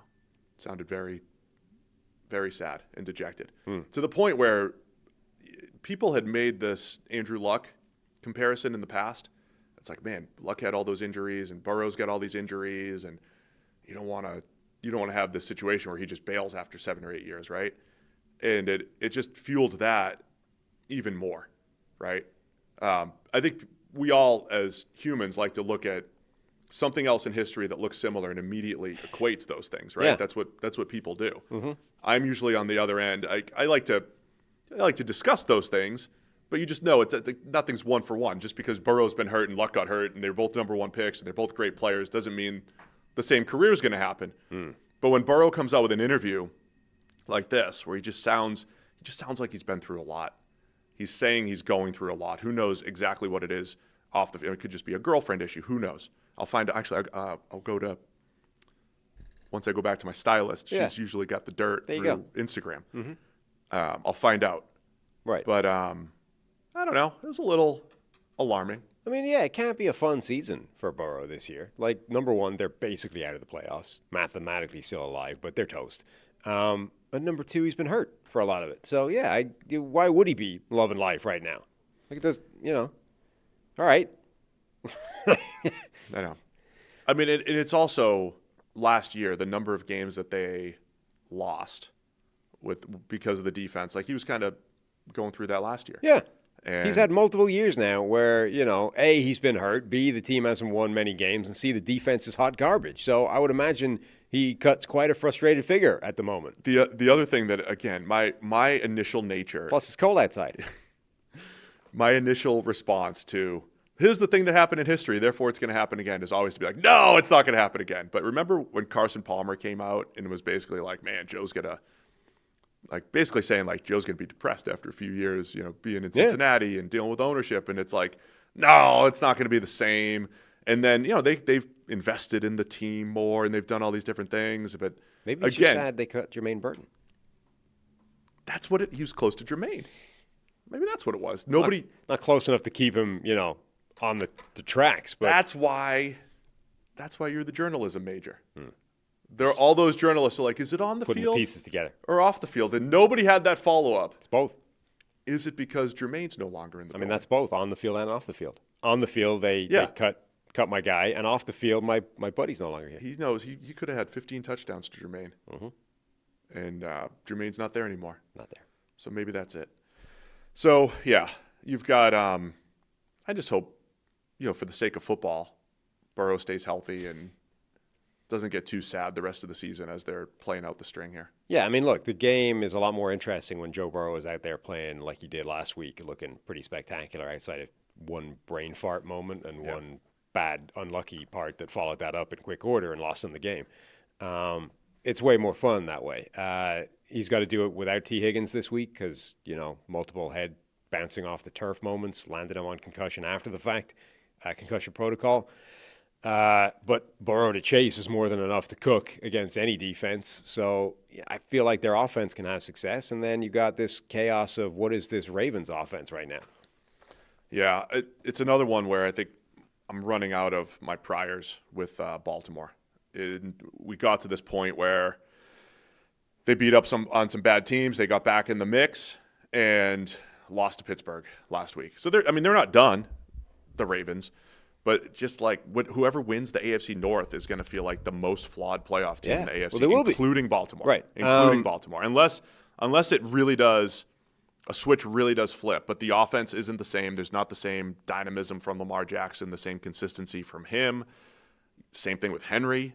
running the ball. The offensive line isn't as good. Like, everything's worse than it has been the last 2 years in Baltimore, including the defense. NFL.com has their current playoff odds at 33%, and it only goes to 45 if they win the game.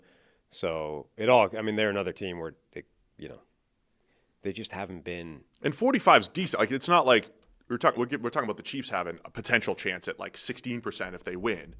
And last year at this time, we were talking about the Bengals. I mean, it all comes down to that. To happen, and 9 of them did. It comes down to that second Steelers game. Of course.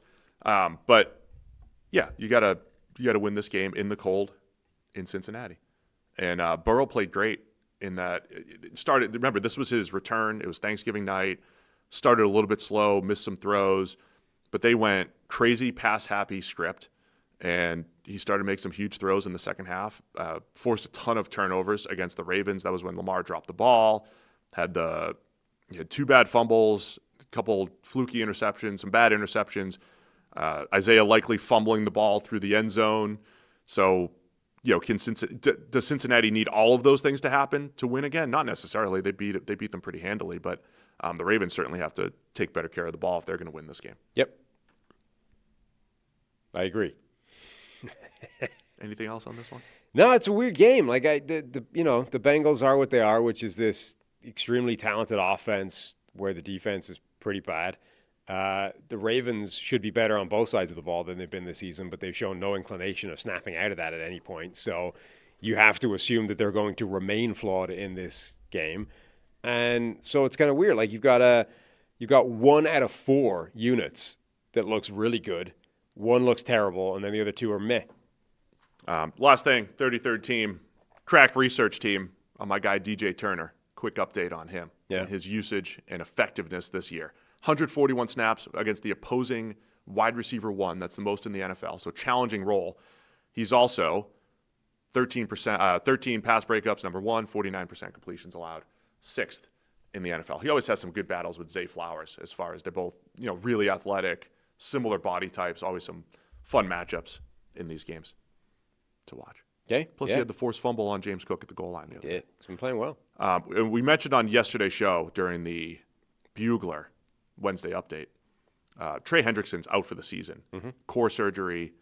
It had been this like week to week. Is he going to play? And he's just, he's doubtful. He's doubtful. Now that the Bengals are essentially eliminated, season-ending core surgery and maybe the end of his Bengals career. And maybe the reason why he didn't get traded at the trade deadline as well, that this injury was worse than expected.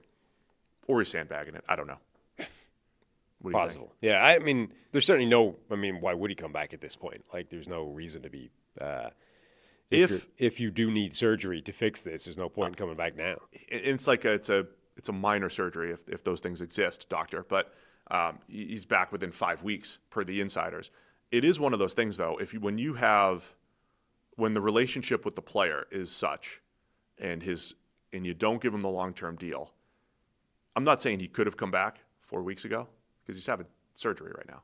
But if he could have, why would he? Yeah. Right? I'm like, and that is the danger of pissing off players. Well, is you're like, hey, we've got season's on the line, second half of the season. Come on, play through injury. It's like, no, I'm going to be a free agent. I'm not doing that. Not just pissing them off, but like doing it in a sort of litigious work to rule type of way. It's like, you should be grateful you're getting paid this money to do this job. And he's like, well, okay, but now I'm hurt, so I'm going to shut it down and go get surgery, and you guys owe me money. So two can play at that game. If we're going to be all by the book with this, then fine. The book says, I'm hurt, I need surgery, I'm shutting it down, and you guys owe me the rest of my money. See you next year. And I'm not suggesting Trey's doing that, but, that's what happens. Anyway, Baltimore by 2.5 in cold game. Very cold. In the home city this weekend. Brass monkeys. Where are you going to go? I'm going to go with the Bengals. I'll take Baltimore. Because they have the one good unit in this game. Harry's taking Cincinnati. I'll take Baltimore to win and cover. Let's go Arizona Cardinals at the Houston Texans. Texans red hot right now. Nobody wants to see them in the playoffs. Favored by 9.5 against the Cardinals. Over under just 42.5. Texans have a golden opportunity these next couple weeks with the Cardinals, the 3-win Cardinals, 3-10. Cardinals this week, Raiders next week for the Titans to stay hot. Yeah, I fear for Jacoby Brissett to a degree in this game. Not a man that generally protects himself all that well going up against this Houston pass rush and defense. Generally, that feels like a rough day at the office. I mean, a similar rough day at the office as it was a week ago with him against the Rams. I can't see a huge world where Arizona has a ton of success on offense because nobody does against this Texans defense right now.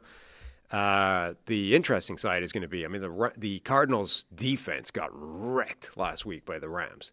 The Houston offense obviously is nothing like the Rams, but can they bounce back with some kind of respectable showing this week, or are they just terrible? Yeah, just to touch on the offense right now, it's one of those things that's easier said than done, but if there's a weakness for Houston, 33rd team, research team, throws under 2.5 seconds, 6.7 yards per play.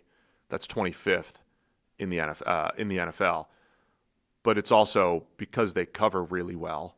They rush the pass. It's tough to make those throws. It's not as simple as I'll just get rid of it. It's a strategy, but you have Stingley, you have Lassiter, you've got some active linebackers, Jalen Petrie. It's tough to have open receivers all the time in quick game. I also think if to protect yourself against Houston, you'd want to run the ball, slow things down, control the clock a little bit. I don't think Arizona's really equipped to do that. So if Brissett's averaging 44 pass attempts per game, it is the worst, game control, game flow to face this Houston defense to just get into this drop back pass game nonstop. And Brissett could make some big throws. He's attacked the intermediate level. Michael Wilson's been outstanding without Marvin Harrison Jr. Without Marvin Harrison numbers are fantasy gold and everything. He's been great. They're just not. I don't think they're equipped to handle. And Houston. Stylistically as well, I don't think Brissett is.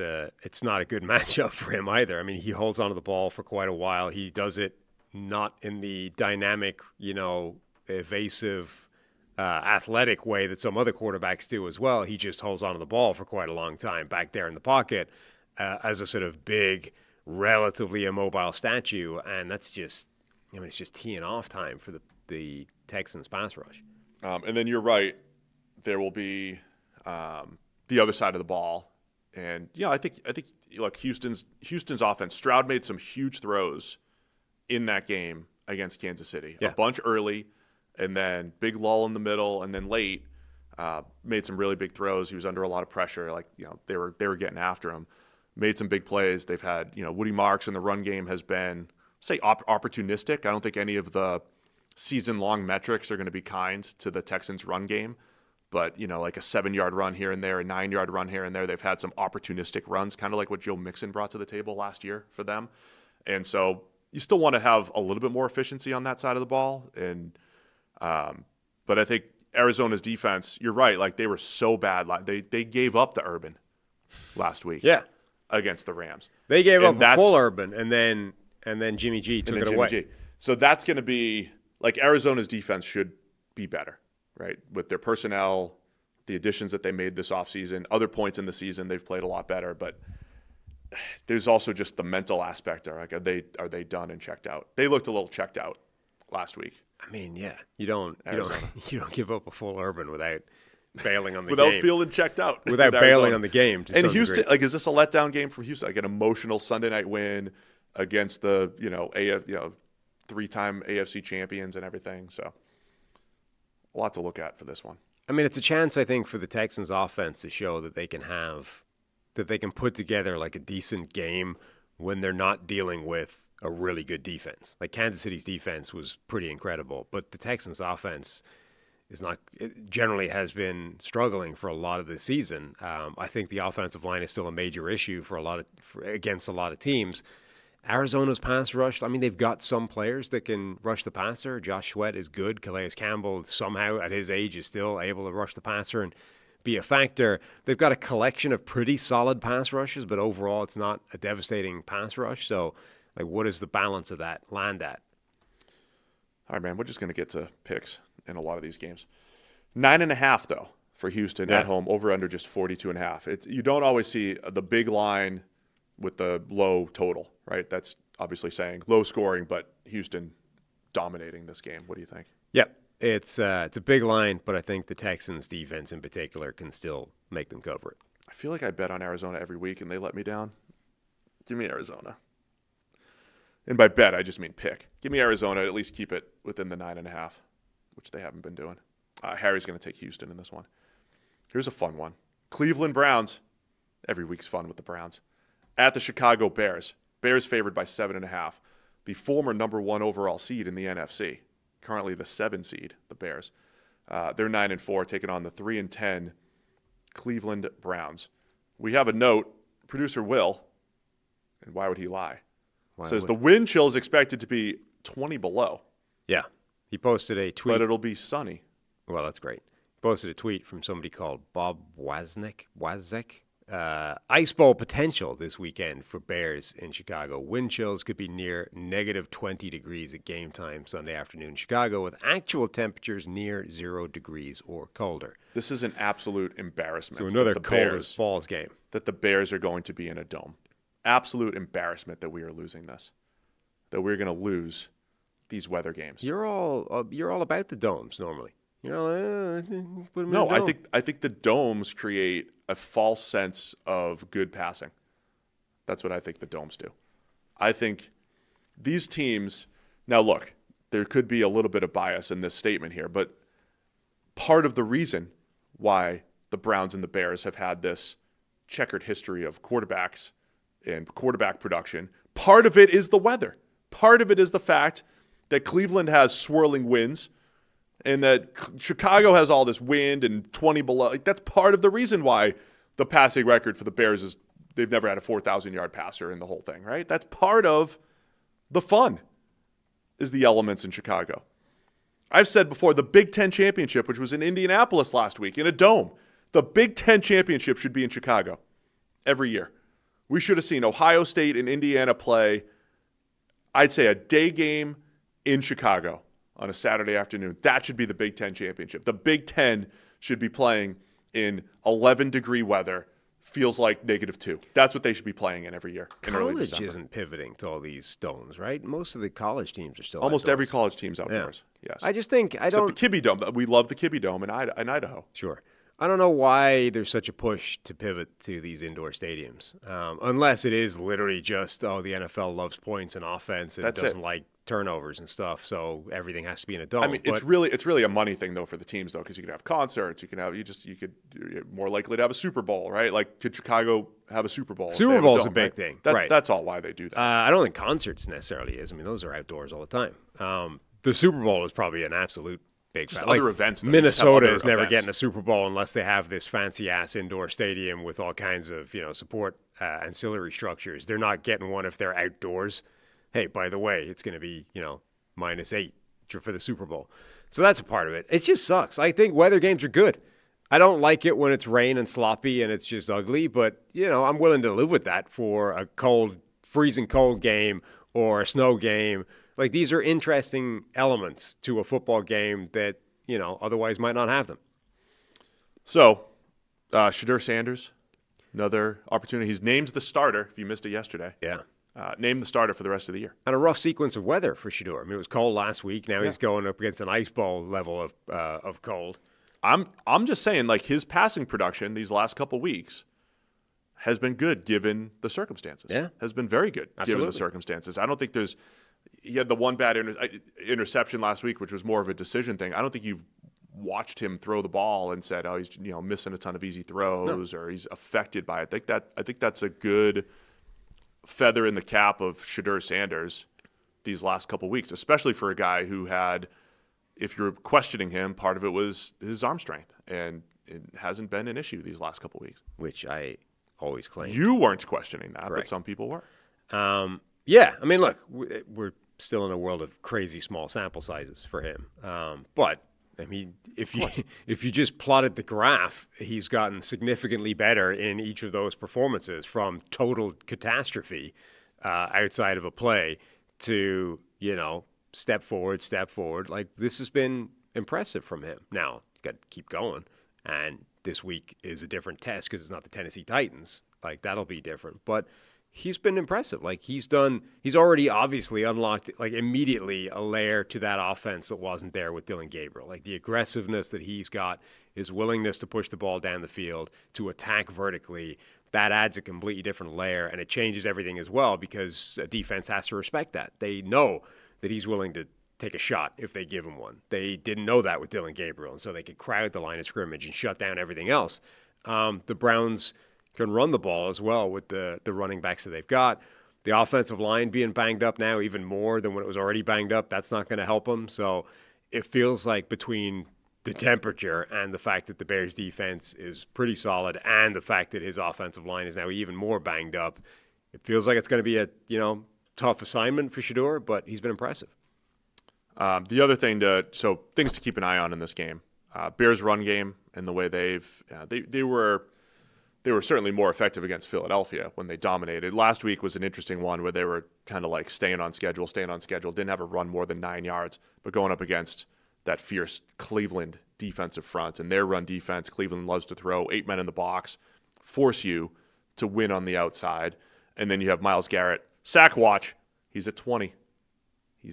Going up against Caleb Williams and his escapability. Do we get to see the two superhuman athletes, Garrett, Caleb Williams? Will Garrett have a shot at him? And then, you see the escapability that Caleb's been showing a ton this year. I think for Caleb Williams, it's a big test. I think it's a bigger test for him than Shedeur Sanders against this Cleveland pass defense. With the pass rush, this defense has been outstanding. I ranked him in my top 5 yesterday in our top defenses show. I think could the Bears try to control it with the run game? Yes, but Caleb's going to have to make some of those special throws that he has pulled out in recent weeks. Yeah, he will. I mean, the Browns defense is absolutely legit. Obviously, Myles Garrett on sack record watch as well, trying to chase that down. Caleb Williams' escapability is not going to be helping him with that.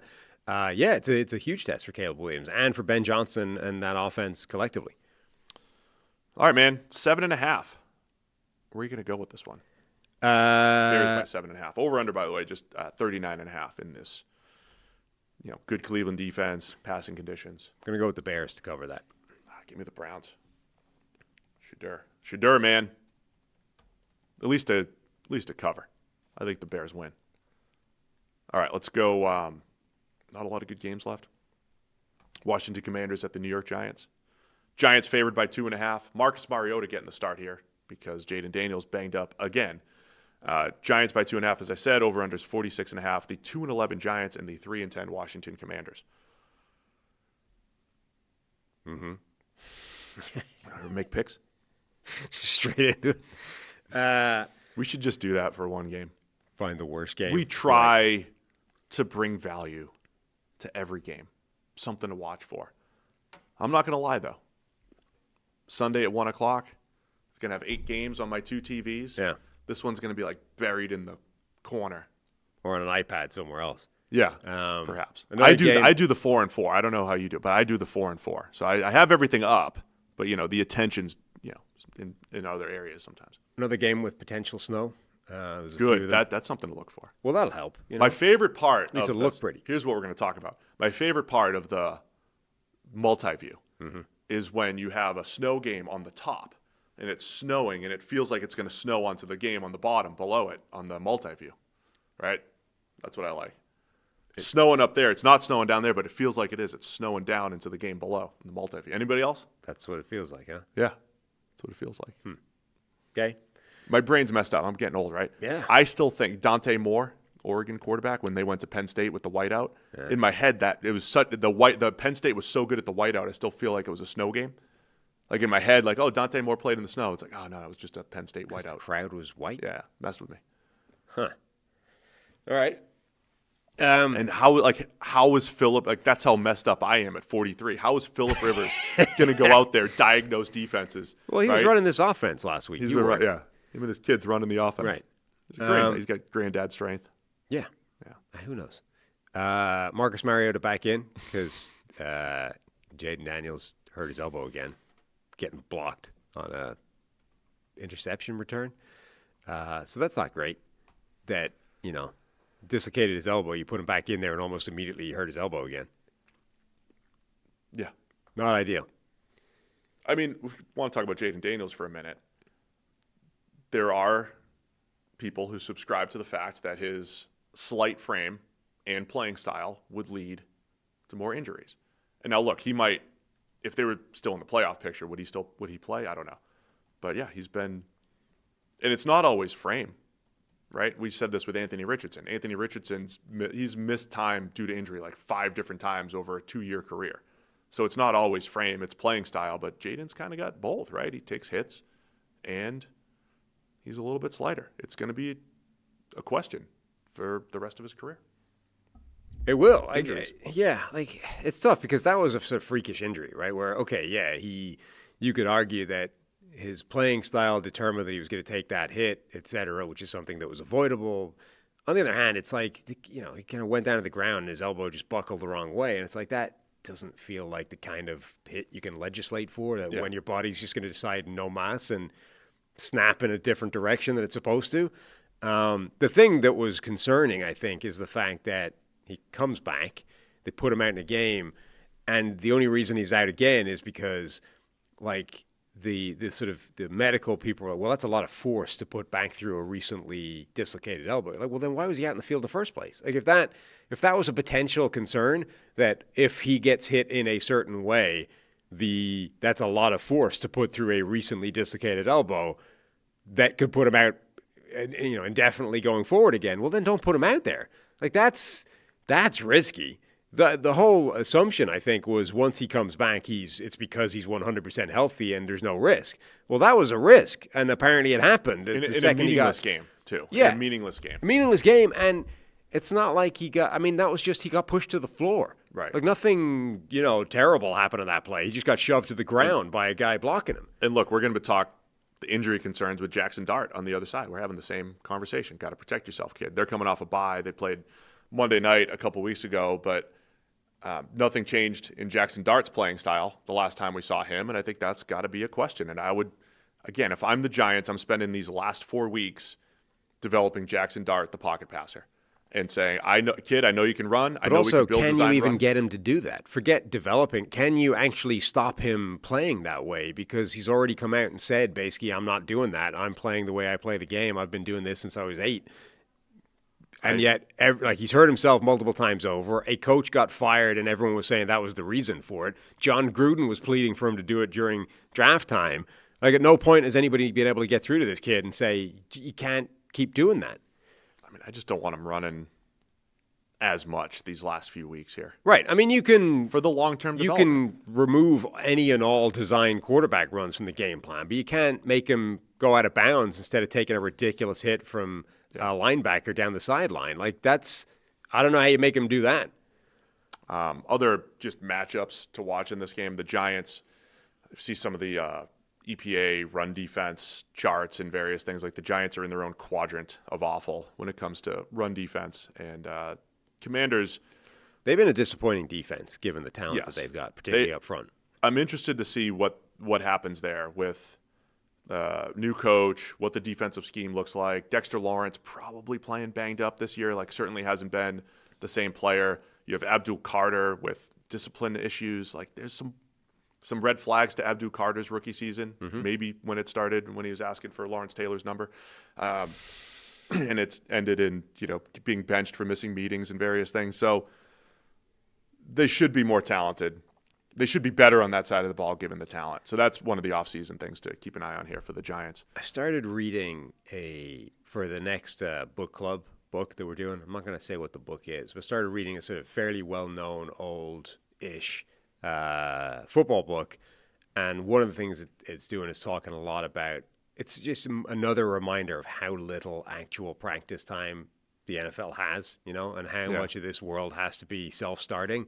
So when you're talking about these guys like Abdul Carter or Keon Coleman or George Pickens or anybody where there's even a slight hint of like any kind of character, attitude, work ethic, however you put them all into that kind of bucket. Like, this is why this stuff is important, because you get so little practice time to teach anything, right? So much of a guy being good on Sunday is how much work is he actually doing on his own to learn everything so that in the brief glimpses of practice, you can just immediately click in, do what you need to do, practice the plays that you're going to be running, and then you're good to go. And it's like, this is the risk. If you're drafting guys that are not self-starters, who just want to be in there for however long they got to be in there and then like go home and do whatever they want to do, you're leaving so much meat on the bone in terms of how much better they could be getting if they were putting in all this extra work that some other people are doing, right? Like, obviously, Tom Brady was like a maniac with that stuff. Kirk Cousins has been a psycho in terms of maximizing every last ounce of his own talent. But there are guys out there that don't. And they may have way more talent than some of these other guys, but they're simply not putting in the kind of work that some other people are. And I think that's why that's such a potential red flag, because it's not because, he doesn't miss it, he misses a meeting, who cares? It's less because of the meeting. It's because if he's missing one meeting, like, how much extra work is he not bothering to do on the side because he's got other crap that he's doing? Other thing to just keep an eye on here down the stretch, first pick overall right now, owned by the Giants at 2-11. They're tied at 2-11. Giants, Vegas, and the Titans. Washington would be picking 6th. They're at 3-10, along with 4 other teams. So there's 8 teams in the league who are either 2-11 or 3-10. So still a lot to unpack here when it comes to draft order for the rest of the season. Yeah, which is really the only thing to focus on in this game. We spent a lot of time talking about it. I do like, by the way, that LT just told him no. Like, nah. As he should. You're not getting my number, kid. I mean, if he had a Micah Parsons start to the career, even after a year, it's like he had 15 sacks, great year. It's like, and then he's like, "Hey, LT, you think we could retire this?" Like, there's so many like old players that are just like, yeah, sure, what does it matter? Go take my number, write your own chapter. LT's just like, hell no, it's not. I got that number retired by kicking ass for a decade. You go do your own thing. But that's different. Like, you're asking LT, like when people list the best players of all time, he's one of the 5 names that are mentioned. You're not asking, I don't know, like who's like a very good player who has his number retired. That's a different. You're asking LT. Mm-hmm. LT. I just think a lot of players would be like, okay, sure. I don't love it, but I guess. Whereas LT's just like, no, not a chance. Yeah, I don't blame him. Who are you picking? Giants by 2.5. Who am I picking? Giants. I'm just gonna say Washington. Yeah, why not? Run game. What's the worst that could happen? You can Run have a game. bad week in picks. Oh no, I hope I don't have a bad week in picks. I'll take Washington. Harry's gonna take the Giants. Las Vegas Raiders at the Philadelphia Eagles. Eagles by 11.5. I can't believe that this Eagles team is favored by 11.5 points. I think it's more than that on the sleeper app. Another crazy one, right? So the over-under is just 38.5. Their Eagles are on a 3-game losing streak. They're 8-5. They've now had a 2-game losing streak and a 3-game losing streak for their 5 losses. They're 8-5, facing the 2-11 Raiders. Again, number 1 pick overall on the line here. Looks like Geno Smith will be unable to go, and it will be Kenny Pickett against the Eagles. Kenny Pickett revenge game. Yeah. Against the Eagles. Super Bowl champion Kenny Pickett. And with 45% chance of snow. 45%. So you go a little bit west and you get 5% more chance of snow, apparently. That's right. Mm-hmm. Kenny Pickett, I think there's a pretty healthy chance that based off what we've seen from Geno Smith this year, Kenny Pickett is an upgrade right now. Now, maybe that's only specific to the current circumstances that the Raiders are dealing with, but I don't think that there's I think there's a pretty healthy chance that he's immediately better within this offense than Geno Smith has been. And the touchdown he threw the other night to Bo Jackson's great nephew or whatever he was really nice. This happens in the NFL sometimes, right? Like there's definitely more evidence over the last 3 years that Geno Smith is better than Kenny Pickett. Yes. But sometimes, but Geno looked kind of broken this year. Mm-hmm. The offense looked broken. There's also, and sometimes just a different quarterback sees it differently. It just works. It doesn't make sense on paper necessarily. There's a reason why Geno Smith was starting over Kenny Pickett, but sometimes you just get like a little spark for a couple games. But also, not every quarterback, I think, is equally adept to certain situations. Like some quarterbacks might be materially worse in 95% of circumstances, but in the 5 other percent they're a better fit for that system or that dynamic or that. Like Daniel Jones, I think, is a very bad quarterback for a team that has a bad offensive line and is struggling because he's awful at that stuff, right? But you put him in a good situation with a good offensive line, and maybe he's actually way better than a bunch of other guys. I think Geno Smith is unusually bad for the current situation that the Raiders are dealing with, and maybe Kenny Pickett will be a significantly better option for them just because of that. Now, the flip side of that is you're now going up against the Eagles defense, and your offensive line is one of the worst in the NFL. You don't really have threats on the outside that are going to scare people. It's a bad spot to be starting in, but I do think that so Kenny Pickett may look like crap in this game, right? However, it might be a better level of crap than Geno would have looked if he'd been healthy. Your analysis is spectacular.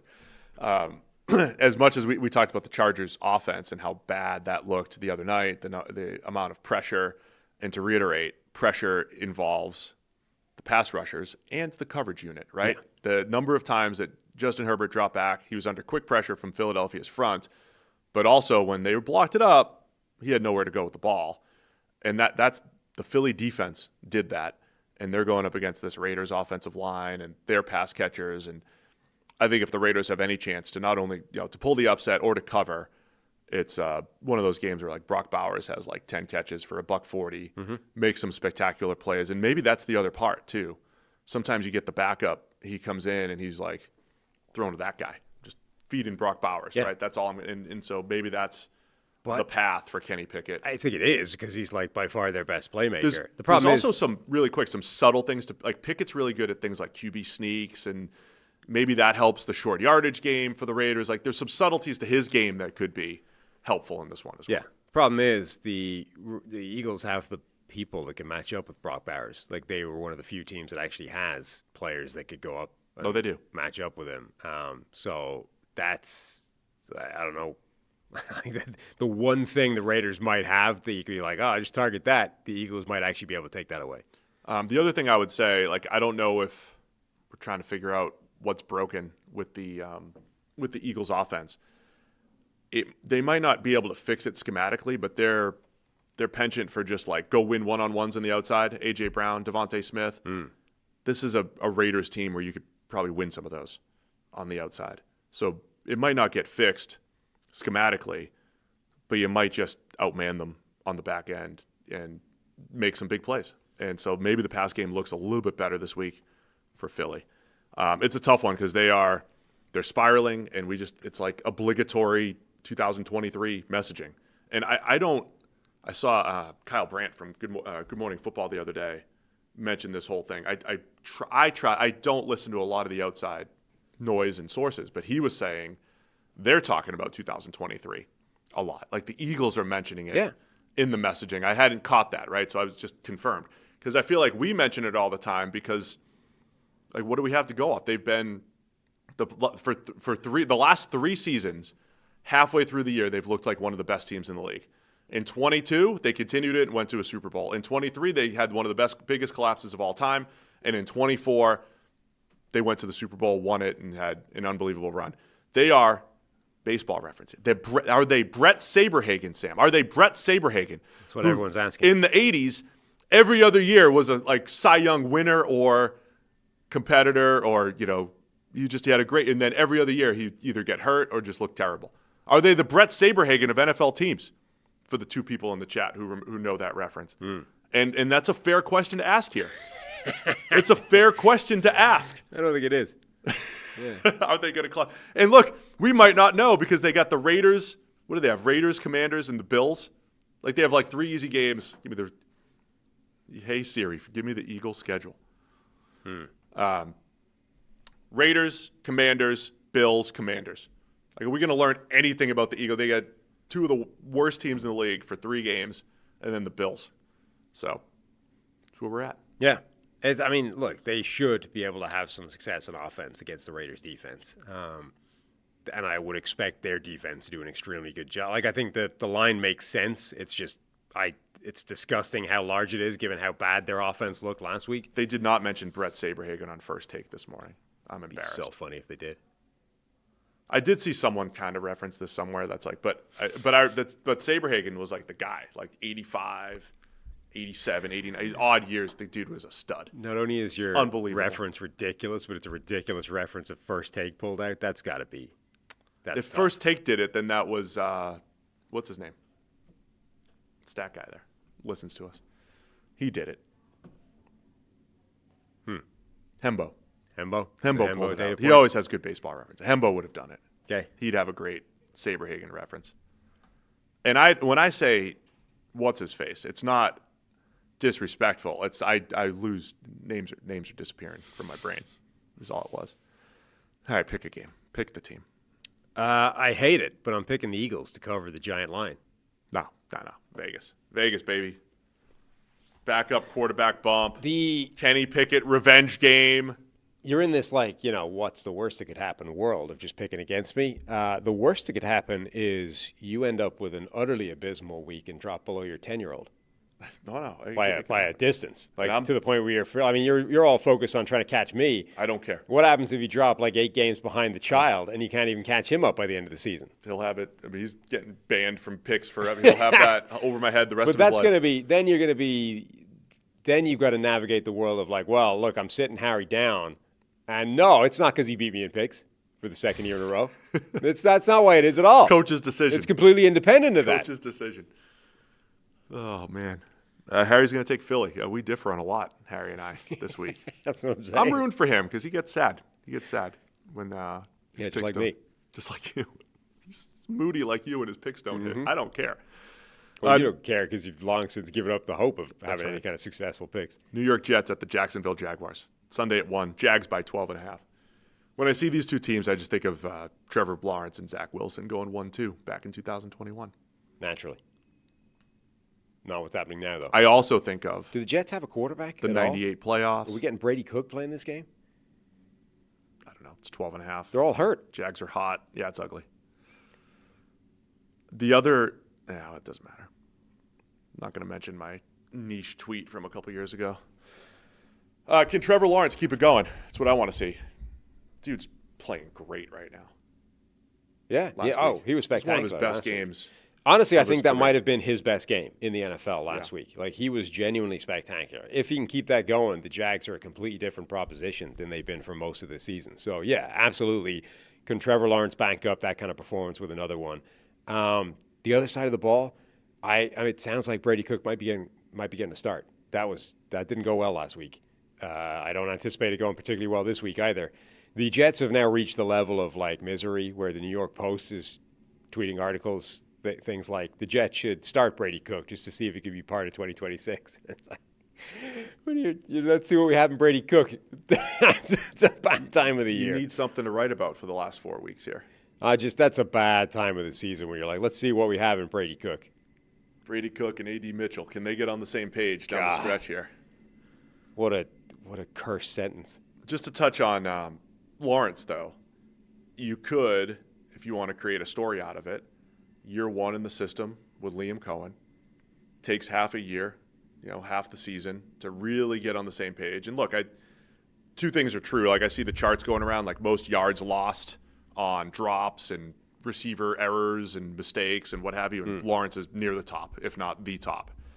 But we also all year said he's not playing his best football, right? He's not. They're winning with defense. They're winning a bunch of games despite not having a highly efficient passing attack because of the passer and the receivers.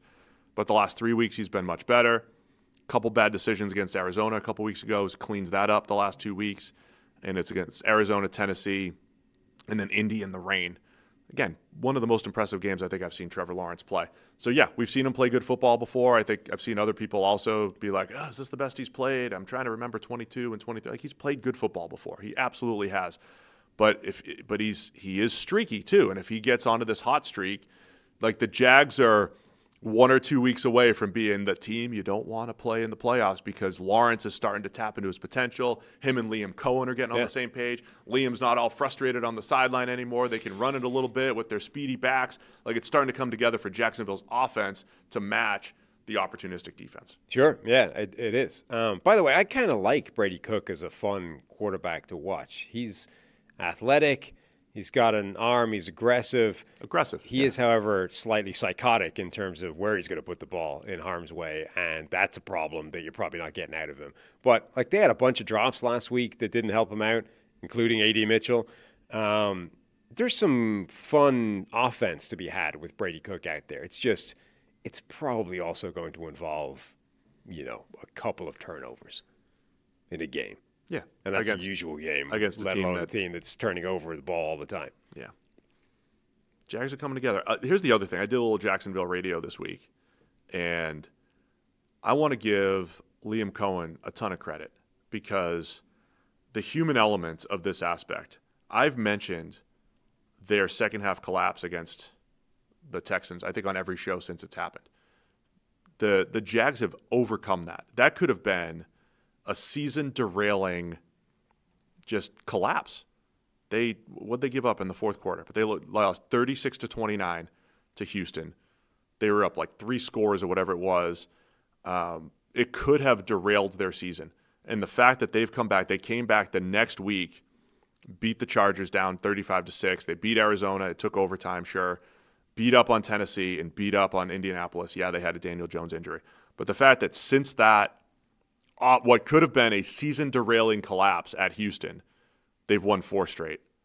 I think that speaks volumes about Cohen and the entire coaching staff and the ability to just get this team playing their best football, I'd say, over the last 4 weeks. Yeah. I think that's a huge factor now. And they're sitting atop the AFC South, 9-4, and they control the division. They've got this game against the Jets and then a challenge the next couple of weeks. They got the Broncos. They have Phillip Rivers' Colts again in Indianapolis, and then the Titans. Assuming he's still alive by then. Man, that would be so sad if Rivers just like last 12 plays or something. And then... Right. I mean, what if Rodgers was younger than that when he snapped his Achilles? Dude, stop. It's now a fear. People put that in my head. Back in the day, it never even occurred to me that my Achilles could just randomly snap in half just by the course of doing things in a day. Now I can't look at anything being like, that looks like a lot of stress being put through the Achilles. That could just give way at any moment. Anytime you move backwards, it could just go. Yeah. Like you ever see those James Harrison workout videos where he's pushing like 8 million pounds on a sled, Yep. right? One of that came up again recently on my timeline. I'm like, how does his Achilles not just snap in half? Like if I try to push anything right now, it would just blow. I hate that that's in my head now. I never even considered that when I was in my 20s. Like, your Achilles, the thing that keeps your entire leg just functioning at the bottom half there? Yeah, that might just one day just pop, gone. What? Yeah. I don't like that. We've mentioned Phillip Rivers on every game preview, I think. He's the story of the week. He is the story of the week. All right, Jags-Jets, 12.5. Make a pick. Jags. I'll take the Jags as well. God, I'm going with all the huge You love favorites. Brady Cook, though. I like watching Brady Cook. I don't think he's a very good NFL quarterback. Certainly not at the moment. Harry's taking the Jets. He said that number's too big. I don't know if he knows Brady Cook's playing. I'll let him TBD. know after the fact. I will let him know. Yeah. You can make that pick. All right, quick break to talk about our friends over at Root Insurance. Root Insurance believes that good drivers deserve better rates, so they've created a new kind of car insurance that rewards good drivers in an easy-to-use app. Traditional car insurance companies focus on demographics like age, zip code, occupation, and credit score to price your coverage, but when Root offers a rate, your behavior behind the wheel gets more weight than any other single factor. They don't use occupation or education level to negatively affect your rate. While you drive, Root gathers and analyzes data from your smartphone sensors, and after a few weeks, you'll get a car insurance quote based primarily on your driving. Save up to 44% off your initial Root quote after you take the test drive. If you need a tow truck, jump start, or lock your keys in the car, Root will cover the help you need to get back on the road when you opt into roadside assistance. The Root app makes it easy to edit your coverage, update your policy, or file a claim in just 3 minutes. You can get started today at Root.com. All right, man, 4 more games. You ready? Yeah. Carolina Panthers at the New Orleans Saints. Carolina's favored by 2.5 against the Saints, who beat them 17-7 just a few weeks back in Carolina. So we're in the Dome right now. Over-under is 40.5. Panthers 7-6 against the 3-10 Saints. But Saints they're trending now, right? Tough loss against Miami. Beat the Bucs last week. Tyler Shuck looking confident, making some plays. This is actually a sneaky fun game in the 4:25 window with all the other stuff going on. Yeah, and remember, the last thing we saw from the Panthers was them beating the Rams, like the best team in the NFL. Yeah. And so now they're due for a letdown. Well, yeah, and yet Vegas. Or was their letdown at practice last week on the bye week? It's tough to predict. And yet the man in Vegas is like, despite you just beating the best team in the NFL, we barely think you can beat the Saints. That's right. Because that's how confusing the Panthers are this season. Makes no sense. Nothing about them makes any sense. I have no earthly idea what to expect from the Panthers in any given week. Now, the question is, how do you handle the bye week in this roller coaster? Does that count as a week? Did they have their downturn did they just have an awful week of practice and now they're going to be back again? But we didn't see it. No, because I think or is it just at a game level? Because they're due for a disappointment after that incredible win against the Rams. Yeah, probably. And if that's the case, then they're going to save their best for the Bucs next week. They're the Brett Saberhagen of teams, of course, every other week, and so they're scheduled to have week 16 and 18 be their next good weeks, which is against the Bucs, and that's a good thing for the Panthers. Yeah, there's no way Dr. Eager's talking about this in the building. I wouldn't have thought so. The Saints have elevated. They've officially signed, activated. Charlie Smith is now like on the active roster. Previously, he'd been, you can activate a practice squad guy for like a couple of times a season before they're like, all right, that's too many. Now you've got to actually sign him. So I believe now they've signed him to the active roster. He's no longer a practice squad kicker, Charlie Smith, filling in an emergency. He is New Orleans Saints kicker, Charlie Smith. Irish kicker, straight from GAA into the NFL. Really all you're going to talk about for the Saints. Pretty much, yeah. For the rest of the season, isn't it? Great. So good for Charlie. Maybe the more we talk him up, he might answer a text. We never know. Giving him all this free press and he won't even answer you. I'm sure he's busy. He's now an NFL kicker. Anyway, there's also a realistic world. Not that this is like a look-ahead game for the Panthers, but if they used knowing the leverage that the two Bucs games have, how much prep or time they may have spent last week getting ready for that with the late bye, just perhaps a factor. Tyler Shuck's development though is worth discussing. He had the 2 long runs last week, another good keeper in there. Using him in the designed run game, I thought it worked well last week. He had that incredible scramble that ended up being the game winner against the Bucs. He's made some big plays. He was awesome on third down the other day. Shuck has made some good throws in high leverage situations and, of course, some nice runs in high leverage situations. It makes the Saints, I think, a more difficult team to play. He did the same thing against the Panthers in that first matchup, right? Like the Panthers had their same thing. Like if you go back through all the Panthers' losses, awful turnovers, usually early. There were some bad turnovers in that game against the Saints as well. But Shuck made some big plays in that game as well. He is making some high leverage plays for the Saints, and their defense is looking a little bit better these last few weeks as well. Yeah, they've been much improved on both sides of the ball. Shuck's had a couple of good performances. The rushing element is interesting, particularly because all of his college injuries were just like bits breaking off the man. Like not necessarily, a large man jumps on top of him, snap. It's like he's just moving around and like stuff just breaks. I'm not sure he's the guy you really want launching himself towards. Fun fact. Prone cornerbacks. Tyler Shuck is the same age as Phillip Rivers. He's probably older than Phillip Rivers' eldest kid. Oh, absolutely. Yeah. He's closer to Rivers' age than Rivers' kids. Shuck. Just kidding. He's only 26. But like whatever about, Jackson Dart has been surprisingly effective as a rusher at the NFL level, but at least you could sort of say, well, he's big, strong, it makes some sense. Whereas Tyler Shuck has a history of weird injuries where like he has a history of being relatively brittle as a body. I don't know how much you want him running the ball if you can possibly avoid it. So yeah, I think it's a fun matchup here. We'll see, Bryce Young over the last few weeks.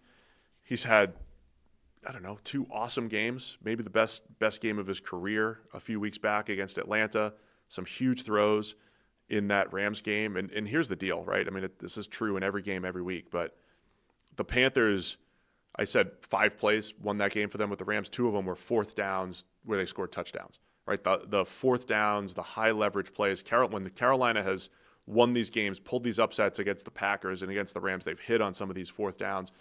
They lost all the high leverage plays against the Saints the last time. So it'll come down to some of those key fourth down decisions and being able to execute. And Bryce Young has made those plays in some big games. It's not as big as what's coming up next week against the Bucs, but they still want to stay on track here with a win. But this is the type of game where you kind of need to win it if you are serious about being a playoff team at all, right? Like they've sort of gone through this entire season being the John Daly meme of like somehow the Panthers are still here with the same record as like actual good teams. And because they've got these 2 games against Tampa Bay at the end of the season, it's like, well, they're alive for this division win the whole way. And you're like, okay, well, that may be true. And even if they get murdered by the Seahawks, which is one of their other final games, they're still alive. But like, if you actually want that to mean anything, you kind of need to go out there and beat a team like the Saints. Like, if you can't beat the Saints, and even if you somehow manage to, do enough against Tampa Bay to win that division and then get killed by the Seahawks, but then the only thing that's going to happen at that point is you then play an actual team in the playoffs and just get wrecked. Like, if you actually want to show. But that might be a successful season for Carolina. It's like sneak into the playoffs, get smoked, feel like you're moving in the right direction. But their wins suggest that they're capable of so much more.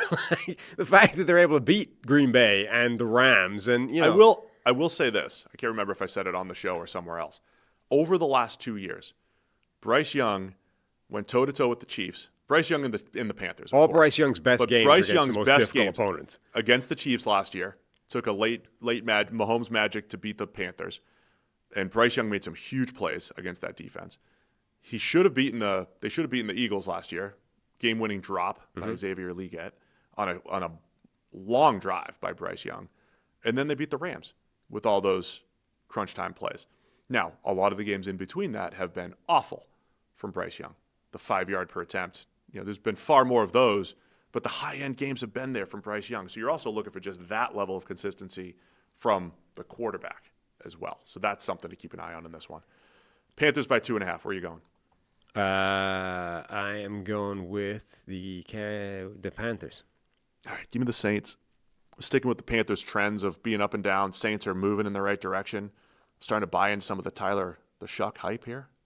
So give me the Saints. Harry will also take the Saints and as dogs. And the Charlie Smith hype. And Charlie Smith. Coming just from me. Dude, what if he misses the field goal for you to cover? No. There was somebody at for some reason, I assume just because they're there hours beforehand, but one of the things beat writers are always doing is showing little video clips of kickers. Here he is in pregame kicking from whatever. Like basically being video versions of Jay Feely. I watched him kick from 72 in the warm-ups, Jim. So one of them had a picture or a video of Charlie in practice, or not pregame warm-up last week. Good from 67, but that had 5 more yards on it. We're talking, this guy's got like 72 in him. Charlie's got 72 Charlie's got 72 in his leg. Is that what he's known for? Big leg? Yeah. Big leg guy. Donkey leg, that's what they call him. Oh. It's not really, but could. He's got 70 in him. Like the NFL record right now, he's got that in him.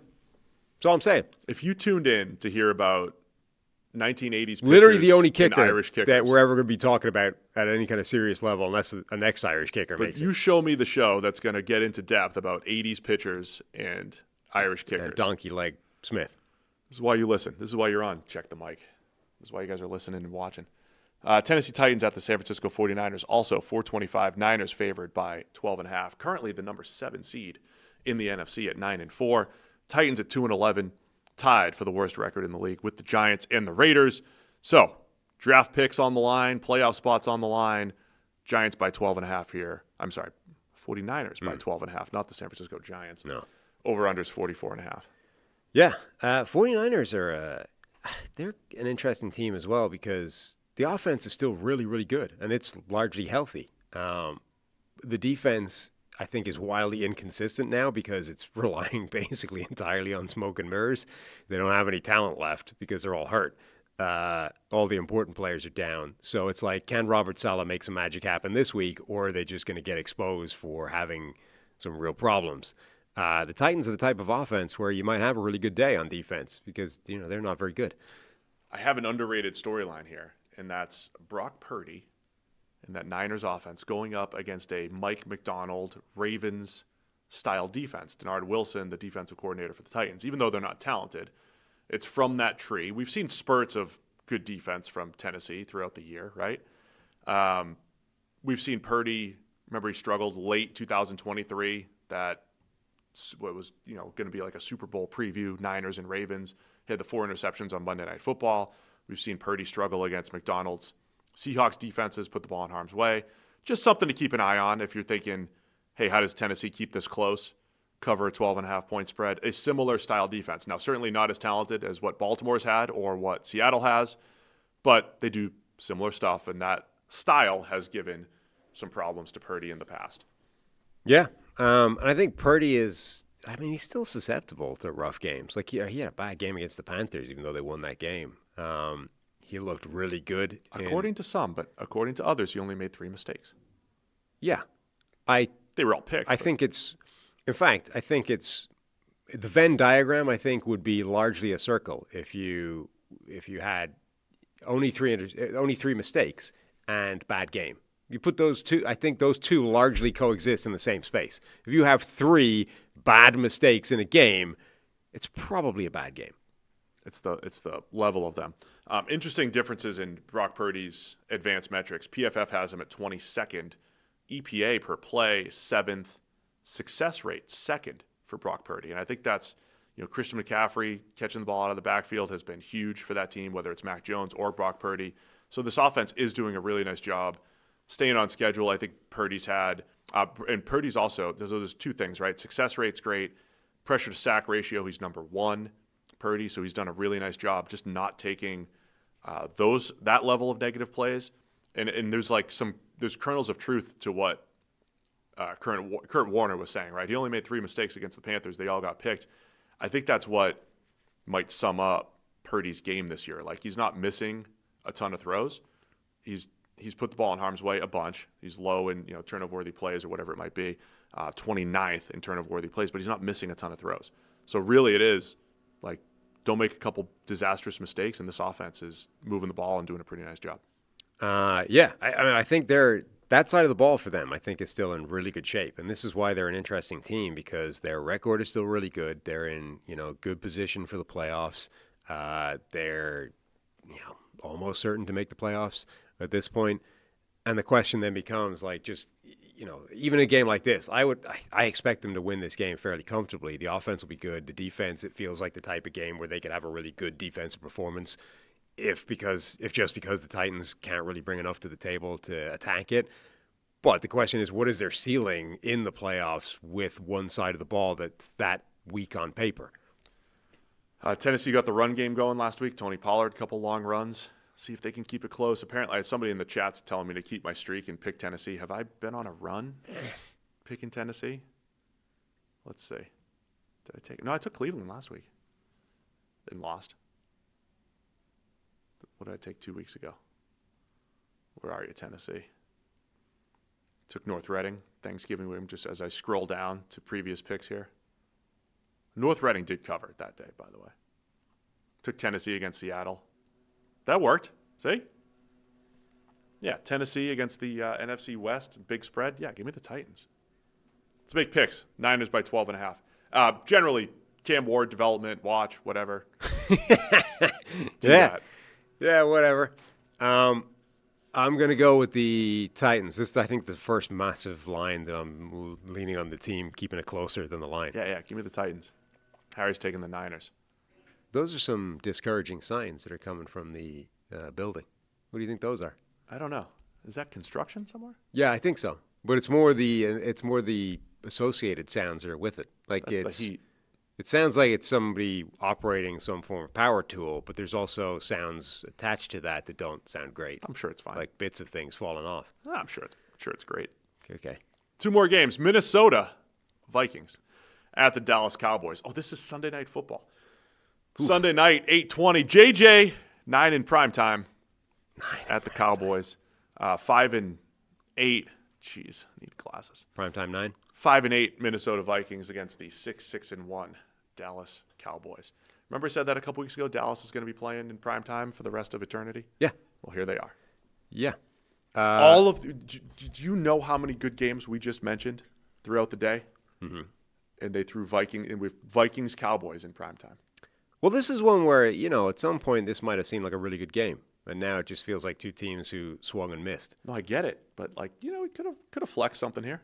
It is kind of funny that we're like a week removed from everybody being like, Dallas is the best team in the NFL. They're scary. Nobody wants to see them. And then they just lose to the Lions and, actually they're done. Give up 44 to Detroit, and that went south quick. Yeah.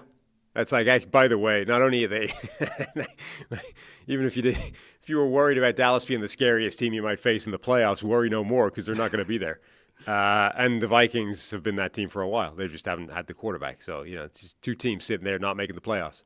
Now, they're not eliminated, but where are we here? We have a smaller than 1% chance of making the playoffs. Oh, is that where they're on the Vikings. playoff bubble? Or are they there?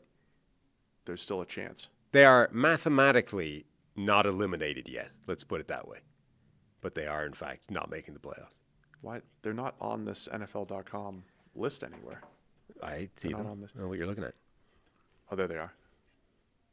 No. They have a 9% chance to win the division. Who? The Cowboys. No. I'm just saying, like, if the Eagles really do the 2023 thing, that's how the Cowboys won the division. Yeah. 9% chance to win the division. Mm-hmm. J.J. McCarthy coming off his best game last week. It was against Washington's defense, but it at least was encouraging. Made some really good throws in there. Didn't make any disastrous mistakes. See if he could do it against Dallas. Dallas's defense, have they been better? I don't know. They've had some better games, but yeah, they had a rough one last week against Detroit. They really weren't great against Kansas City outside of a decent stretch in the middle. Run defense, still a little bit better. Might force the Vikings into that uneven game script where there's more on J.J. McCarthy's plate. I think there's a path for Dallas to create some havoc against this Minnesota offense. Yeah, game flow, I think, is probably pretty important. I mean, we said it was a Michigan type of game for J.J. McCarthy where the Vikings, had a good game script the whole way, where they didn't ask him to do too much, where he did actually deliver what they asked of him. But I don't think they want to be in a spot where they're in a shootout with Dallas, because Cowboys offense is obviously capable of putting up a ton of points. Last week, Kevin O'Connell, they took the ball. Like, they won the toss and took the ball and executed that, methodical opening drive, put up points, looked good doing it. And then obviously their defense went nuts as well. And they really helped put up a score. And at that point, the game script's all good. But I wonder how important that is for Minnesota, like getting out to a good start and not having the game go away from them early. But also you've got, anytime you're seeing any quarterback or any offense go up against LaFleur's defense, it's pretty fun to see. And that'll be fun. I mean, Dak and this Cowboys offense, the Pickens-Lamb connection against the Vikings and the blitz schemes of Flores, that's at least worth it in prime time. I think that side of the ball will be fun to watch. We'll watch J.J. McCarthy's development against the Cowboys. And look, Dallas, if the Eagles somehow get upset by the Raiders, this one does get a little bit more interesting. If they end up at 7-6-1 and the Eagles are 8-6, and the Eagles have this easy schedule, but I'm just saying, if the Eagles they need the Eagles to lose out, they need them to lose every game. No, because they could be 7-6-1 and the Eagles would be 8-6. They'd be a half game out if the Eagles lose and they win. Right. That's it. A half game out with 3 weeks to play. So they don't need the Eagles to lose out, but if the Eagles lose to the Raiders, the Cowboys are within a half game of first place with a win. All right. Great. What are Chris and Mike going to talk? What's the key storyline going to be here? Oh, they're going to be talking about McCarthy. Yeah? Yeah. I'm sure they'll have some, little nice montagey bits to talk to his mother or something. He'll have, graphics will be great. The pregame meditation and stuff will get a special shout-out in, the second quarter. Yeah, there'll probably be something on that. Great. Here's what he's listening to when he's doing this. Jerry turns out it's actually like Steely Dan or something. What if he's listening to the Rocky IV soundtrack? Or all the AI Make It Soul. Maybe that's what he's listening to. Nobody knows what rabbit holes you've been going down with the AI. Amazing tunes. You're taking just normal tunes that are going in. I'm not. Other people have already done this for me. Yeah. I'm simply experiencing them. I'm torn on this, right? Because on the one hand, artistic integrity, there are these people that they work their lives creating things, right, for people, and they earn money off the back of this, and they should be compensated. On the other hand, AI is now in a spot where you can say, give me Evanescence, bring me to life, and make it 60s soul, and it does, and it's awesome. And I'm like, I want that to exist. I don't know what to do about that. I don't know how to square that circle. On the one hand, yes, that feels like something the Evanescence people probably don't love. On the other hand, I think it's amazing, and I like that it exists. And honestly, I want to listen to it. So who wins that battle, right? Like Metallica, I'm sure, hate all this sort of stuff, right? They hated Napster back in the day. I'm sure they're busy trying to shut down every AI thing walking. But, it's cool. Oh, could Do you And like imagine right now, if we had both, we were just using Napster to download these AIs. there's a bunch of YouTube channels that like use David Attenborough's voice like to just narrate things, whatever they're doing. She's like, let's make David Attenborough do it. You're like, now look, I know for a fact he's already said it. David Attenborough hates that. On the other hand, everyone listening loves that because David Attenborough's got a cool voice. This is the tension of the modern world. It's good for right? the people. The artist that hates it versus the consumer that loves it. Anyone hijacking your voice for AI yet? Unlikely. Unlikely. Although PFF wanted to at one point, and I said no. Did they go through with that? I don't know. No. What they did is they came to me and they said, "Would you be okay with this?" And I said, "Well, only if you put in writing that if we ever leave, royalties. you no longer get access to. Like, you can't have it in perpetuity. That you can just use my voice forever." And they went, "Okay, let's. I'm going to go talk to the HR person about that." And then it just never came back. So where are the royalties? Ah, man. Went to the dentist the other day. Mm-hmm. The dental hygienist. I learned a lot of information about her in a short period of time. One of the pieces of information was that her great-grandfather wrote the song Frosty the Snowman, apparently. What? Yeah. I mean, I got like a 20-minute cleaning, life story. Is that one of those things that... But she was talking about the royalties thing. I was going to say, like, did anyone ever make any money out of that? Or is that one of those things that's everywhere and they made $6? And then, like, her grandmother had the royalties. They got passed down to her mom. It's like a whole thing. Royalties are up in 2045, if you were wondering. Frosty the Snowman. So, but does it make bank, or is this something that like sends you a $12 check every 6 months? I think it does. Frosty's everywhere. That's what I'm saying. I think it does well. I think it's good for the family. Because like those like Slade, the band that's more of a British Happy Christmas song, but like I'm pretty sure they live just off that song. Like they were like a pretty popular 70s rock band or whatever, right? But I think that they're like set for life multiple times over based off just one Christmas song they wrote. Like that's why everyone writes Christmas songs, because you hit the one that goes nuts, you're set for generations. Oh, man. This Anyway, is the best show. Dak This Prescott? is the best show. Brett Saberhagen, Irish Kickers, Napster, Frosty the Snowman, royalty rights. Mm-hmm. Apparently, the kids don't know what Napster is. Just Google it. Ask the AI. Oh, come on. They don't even know what Napster is. LimeWire, Napster? Come on. What a world. God. My hardwired desktop computer at college blowing up because I'm trying to download some songs by fake artists. Yeah, which probably wasn't the That song were you were trying to mislabeled. download. Yeah. Third Eye Blind did not sing Story of a Girl. I don't care what it says in the MP3. Yeah. Minnesota Vikings at the Dallas Cowboys by 6.5. Dallas favored. Where are you going to go? I think I'm going Dallas. I usually do. Yeah. The emotional hedge against the Vikings. Does it matter at this point now that they're 5-8? Yeah, because Where are it's your always, emotions? again, you can't take that out of you, you know? You're stuck with it. Whoever your team is, they're your team, and you're stuck rooting for them even when they suck. It's where you are. I'll take Dallas. Harry's going to take the Vikings. The poor listeners who just see like our team previews and then we just go on these rants about Frosty the Snowman or whatever else comes Evanescence. up. Evanescence. AI Evanescence. It's the best show. Have a lot of fun talking football and whatever else comes up with you. Last game, Monday Night Football, Miami Dolphins at the Pittsburgh Steelers. Dolphins 6-7, kiddos. Steelers 7-6. Does your daughter do the 6-7 thing? Yeah. Oh, yeah, Annoyingly. It's really annoying. Yeah, we were playing Uno last night, and every time it was 6. It's annoying. It's a big week for the kids. After week 13. Big week for After 6, week 7. 14, actually. Buys are in. It's the only week you can have a 6-7 team. Yeah. Now, the Cowboys could keep it alive. With a loss, they could be 6-7-1. Yeah, they could keep it alive. That's who's Pittsburgh's favored by 3.5. Get the wrong one.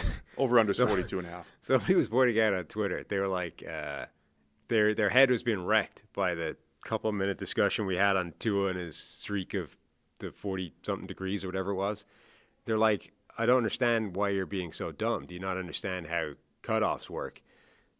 Because we're saying, look, he never won a game below 46 degrees opening kickoff or whatever, and then he won a game of 41 degrees opening kickoff.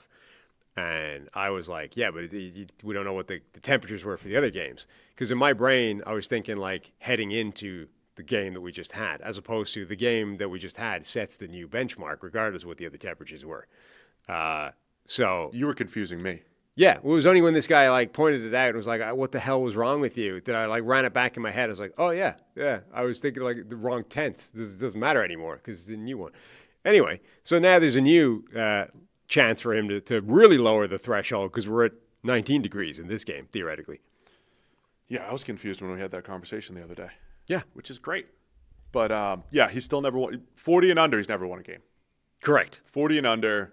I feel like I don't care. Like 40s is that's not a temperature that's relevant to anything. 40s is just mildly chilly. Like the temperature needs to be 19 matters. 19 is cold, right? But I think for this to be a stat, the cutoff point should be freezing point. It should be the 32. water. It should be 30. Yeah, what is it? 32, 0 33. Celsius. Yeah, exactly. 0 Celsius, the sensible way of doing it.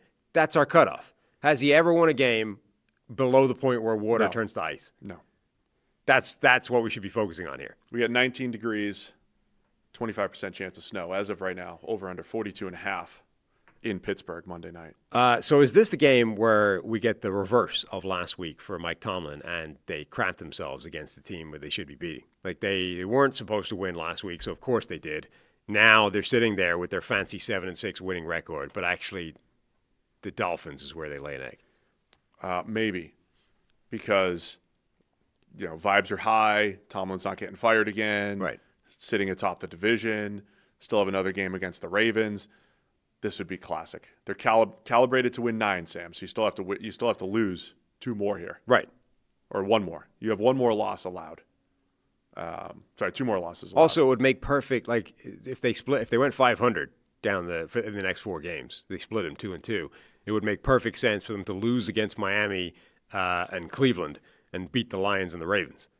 They have the Lions too. Yeah, it would. It would make a lot of sense. On the road. The Lions on the road in a dome.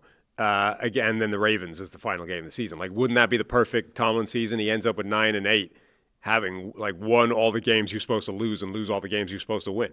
Yes, it would. That would happen. I'm getting my timeline yesterday. I'm seeing a lot of Dolphins hype. I am. Dan O saying, don't sleep on the Dolphins. Other people saying, look at this run game. And there's truth in the run game aspect for sure. Devin Achane should be back. We got word. Go ahead. When they say don't sleep on the Dolphins, like to win a game, to make the playoffs? What are you talking about? I don't know. Because you kept banging on about their playoff potential. They're like, no. They have about the same amount of chance of making the playoffs as the Vikings do, which is to say none. No, I get it. Again, they're not eliminated yet, but they are done. I'm aware. You didn't sound like you were the last time we had this conversation. And is that what Dano's saying? Like, this is a team, they can make the playoffs? I don't know. I'm just saying, what are their chances? Under 1%. Oh, it's sad. Yeah. It might be too late now. But they are playing better football. I think it's more like, hey, they're moving in the right direction. They're trending. Don't sleep on them. Whatever. You just have to be realistic here that they've beaten the Jets twice now. Is it twice? They've beaten all 3 and 4 win teams. Yeah. Falcons, Jets, Commanders, Saints, and they beat the impressive win against the Bills. Impressive win. Who they played hard the first time around when we thought they were awful. And you still have this, that's been the story of the Dolphins, though. Like, when the Dolphins were at their best, 2022 and 23, going to the playoffs, they were the second tier of AFC team that could not beat the Ravens. They beat the Bills a couple times, but they couldn't consistently beat the Bills. Couldn't beat the Chiefs. Every time they ran into good teams, every time they ran into the cold, whatever. When they ran into any semblance of adversity, they struggled and they whooped up on bad teams. And this year, they just started slow and then started not even whooping up on, just beating bad teams. Yeah, and the Bills. So I'm just not there yet with Miami, but run game has been fun. Mm-hmm. The pass game has been very inconsistent. Defense has been much better. I mean, they were soft early in the year. They were getting run on. Their secondary was bad in both name talent and performance. It was rough. Pass rush was non-existent despite having good names, and it's been better. Now, is it better because of what we just listed? You're playing Brady Cook's Jets. You're playing the Saints. You're playing the Falcons. You're playing some of the worst teams in the league right now. Is that why it's better? Maybe. There's elements to that. But, yeah, I think they've they've been better in recent weeks, and I think we have a chance for a decent Monday night game. Are you on the Aaron Brewer for All-Pro bandwagon that's emerging at the moment? I saw Always. Our friend Brandon Thorne is driving he's got a shot at the Protector of the Year thing, that Offensive Lineman of the Year. Him and Duke award are pushing that they're running. The modern marvel, undersized, awesome center. Yeah, I mean, they're, I used to joke that Tyler Linderbaum is an offensive weapon because of his movement skills for the Ravens. Like, Brewer is similar, right? His ability to pull, his ability to get out in space. And the Dolphins are doing great stuff with that. Achane, I mentioned the other day, when they put him out in space on toss plays, he's got 3 more touchdowns than anyone else in the league. He's got 150 more yards than anyone else in the league. Like, they're doing cool stuff with the run game. And against Pittsburgh, may be able to have some success there, because of the way Pittsburgh's run defense has been hit or miss this year. Yeah, which is terrible. Yeah. I mean, look, this is why I'm curious what the standard is for, don't sleep on the Dolphins. Because, could they win this game? Absolutely, if no other reason than it's the type of game Pittsburgh loses. But if we're talking they're a threat to the AFC playoff picture, then no. And then you have Pittsburgh on the other side. Like, we talk about the Tomlin ups and downs. Pittsburgh's coming off their best week, best I've seen Rodgers play in a few years. They got DK Metcalf the ball down the field a ton, so I think they started using their players the right way.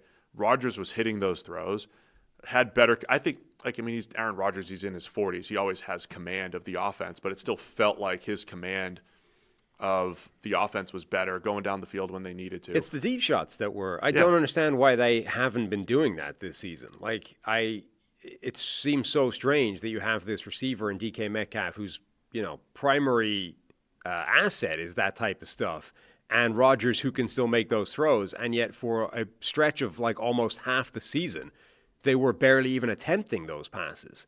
And then last week, you're just like, oh, hey, what if we just took a few shots at DK? And it worked. Why has that not been a huge staple part of the offense? I don't know. Where's here we go. I just want to pull out the stat. Yeah, they should have been throwing the ball down the field more. Pittsburgh. So we'll see if they can keep that up. Tua in the Dolphins, 7-18 for Tua, 280 winning percentage against winning teams since 2022, since Mike McDaniel took over. Now, same winning percentage as Justin Herbert. 7-18, same exact record as Justin Herbert. The players forever linked. Picked one pick apart and always linked together. Against losing teams, Tua and the Dolphins, 24-5. That's an 828 winning percentage. And so against losing teams, his winning percentage is similar to Patrick Mahomes, Joe Burrow, Jared Goff, Brock Purdy, Lamar Jackson, Josh Allen. That's where Tua is against losing teams. If we're assigning wins and losses to quarterbacks, just bear with me here. So he's among the best, but against winning teams, Tua's down there with Justin Herbert, Joe Flacco, Geno Smith, Gardner Minshew, Derek Carr. That's where they are. This is a list of underachievers. Yeah, it's just I've never seen, for a team multiple years in a row now, such a distinct split. Yeah. Where the Dolphins beat bad teams and lose to good teams. There's not a team that really stands out, because all those guys that I said Tua is similar to in winning percentage, Allen, Lamar, Mahomes, Purdy, those guys are all near the top against winning teams too. Of course, the winning percentage is much lower, but they're all near the top against winning teams. They're all the best, most successful quarterbacks in the league. And so that's your Tua in Dolphins discussion. And it's McDaniel too, right? It's like what is happening with the Dolphins? And even when they are at their best, it's like they're faster than everybody. They don't have a physical run game, but they have an effective run game. They get on the edge, they do creative stuff. They're pretty good defensively, they're sound defensively, but when they run into the best teams, they struggle. And it's more than a narrative, it's backed up in the numbers. So see if they can overcome that. They're probably facing a winning team. They're facing a team that's going to be 9-8 this year. So this is going to go on there against winning teams record. Yeah. I think it's a sneaky, fun Monday Night Football game. I didn't like it a couple weeks ago, but I like it more now. Monday Night Football. It's Monday night, yes. I hope we get a snow game. Sure, why not? Pittsburgh, if it's snow, what Pittsburgh lost to the Browns in the snow and Jameis last year? Winter Wonderland game, remember that? God, Troy and Joe are going to have so much fun with the Tua cold weather thing. There's no way Miami wins in the cold, right? I don't. You got Tua in the cold versus Tomlin with expectations. Right. Something's got to give here. Why have I put Pittsburgh? I don't think that's going to happen. I'm taking Pittsburgh too. I don't like it. This is going to be the same thing where I do my own. I know it's going to happen, and my brain won't let me do it. No, do it. Do it this time. Miami. No, but it's cold. 19 degrees. No, it's tough. Pittsburgh. Harry's taking Miami. He doesn't know about the Tua stats. He doesn't know. Look at that. That's the most efficient we've ever been.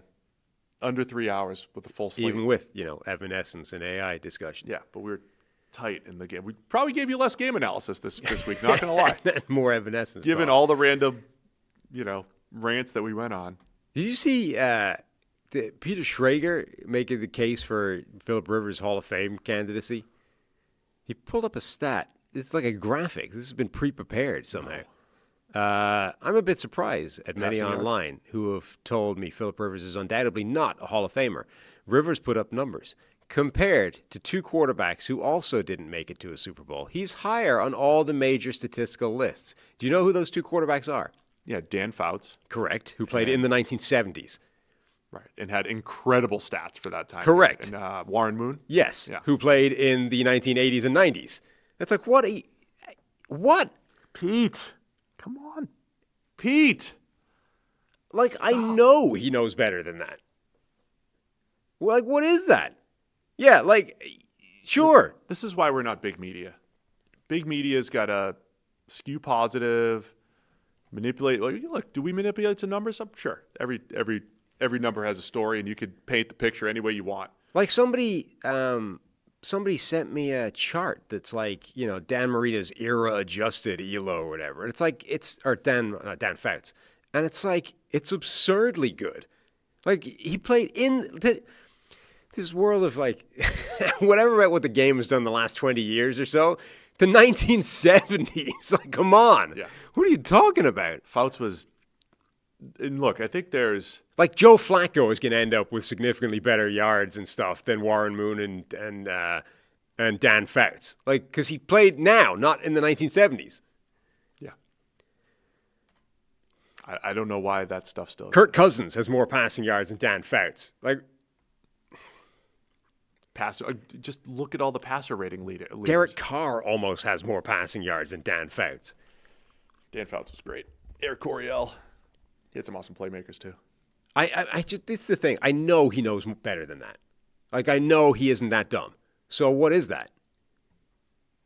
I think there's something with big media where you just do a bunch of be positive about everything and it doesn't really matter. But there's a way. More people like you than are negative to you. There's a way of art. Like, I don't believe that my standard for the Hall of Fame would be stricter than a lot of other people's. But there's easily an argument to make to put Phillip Rivers in the Hall of Fame. There's also an argument to make Eli Manning go in the Hall of Fame. Like, you can construct a pretty easy argument for any of these guys.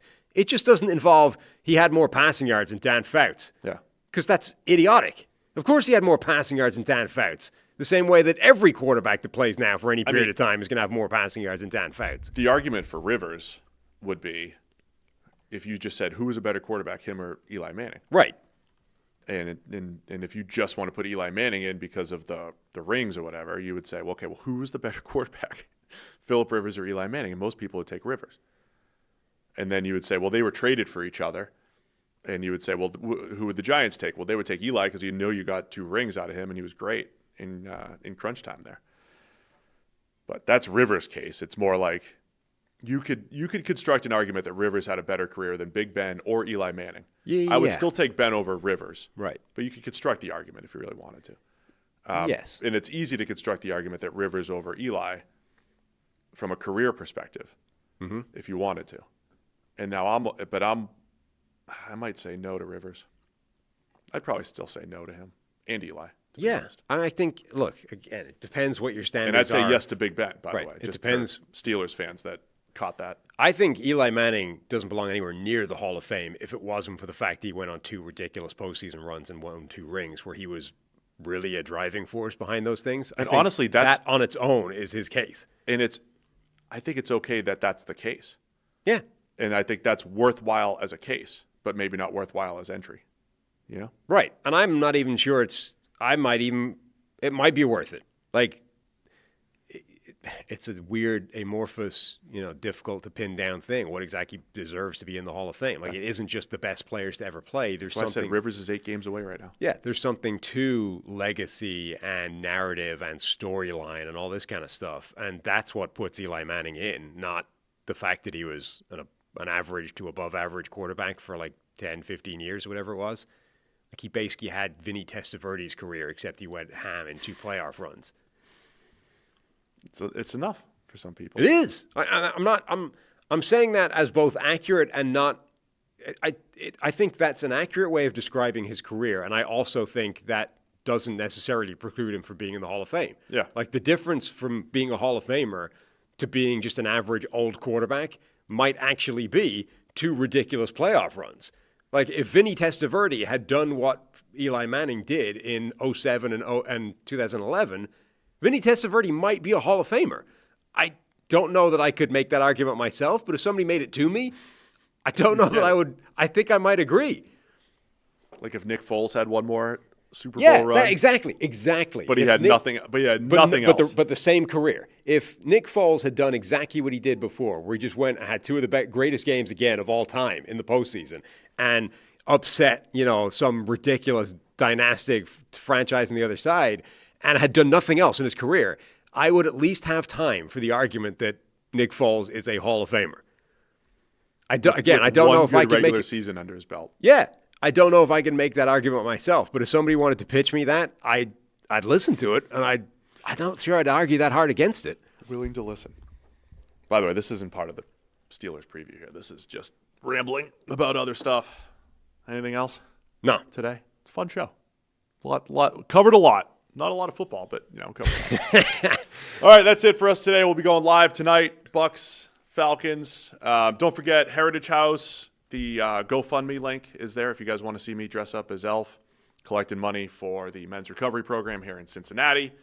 And appreciate everybody who saw some donations come through during the show.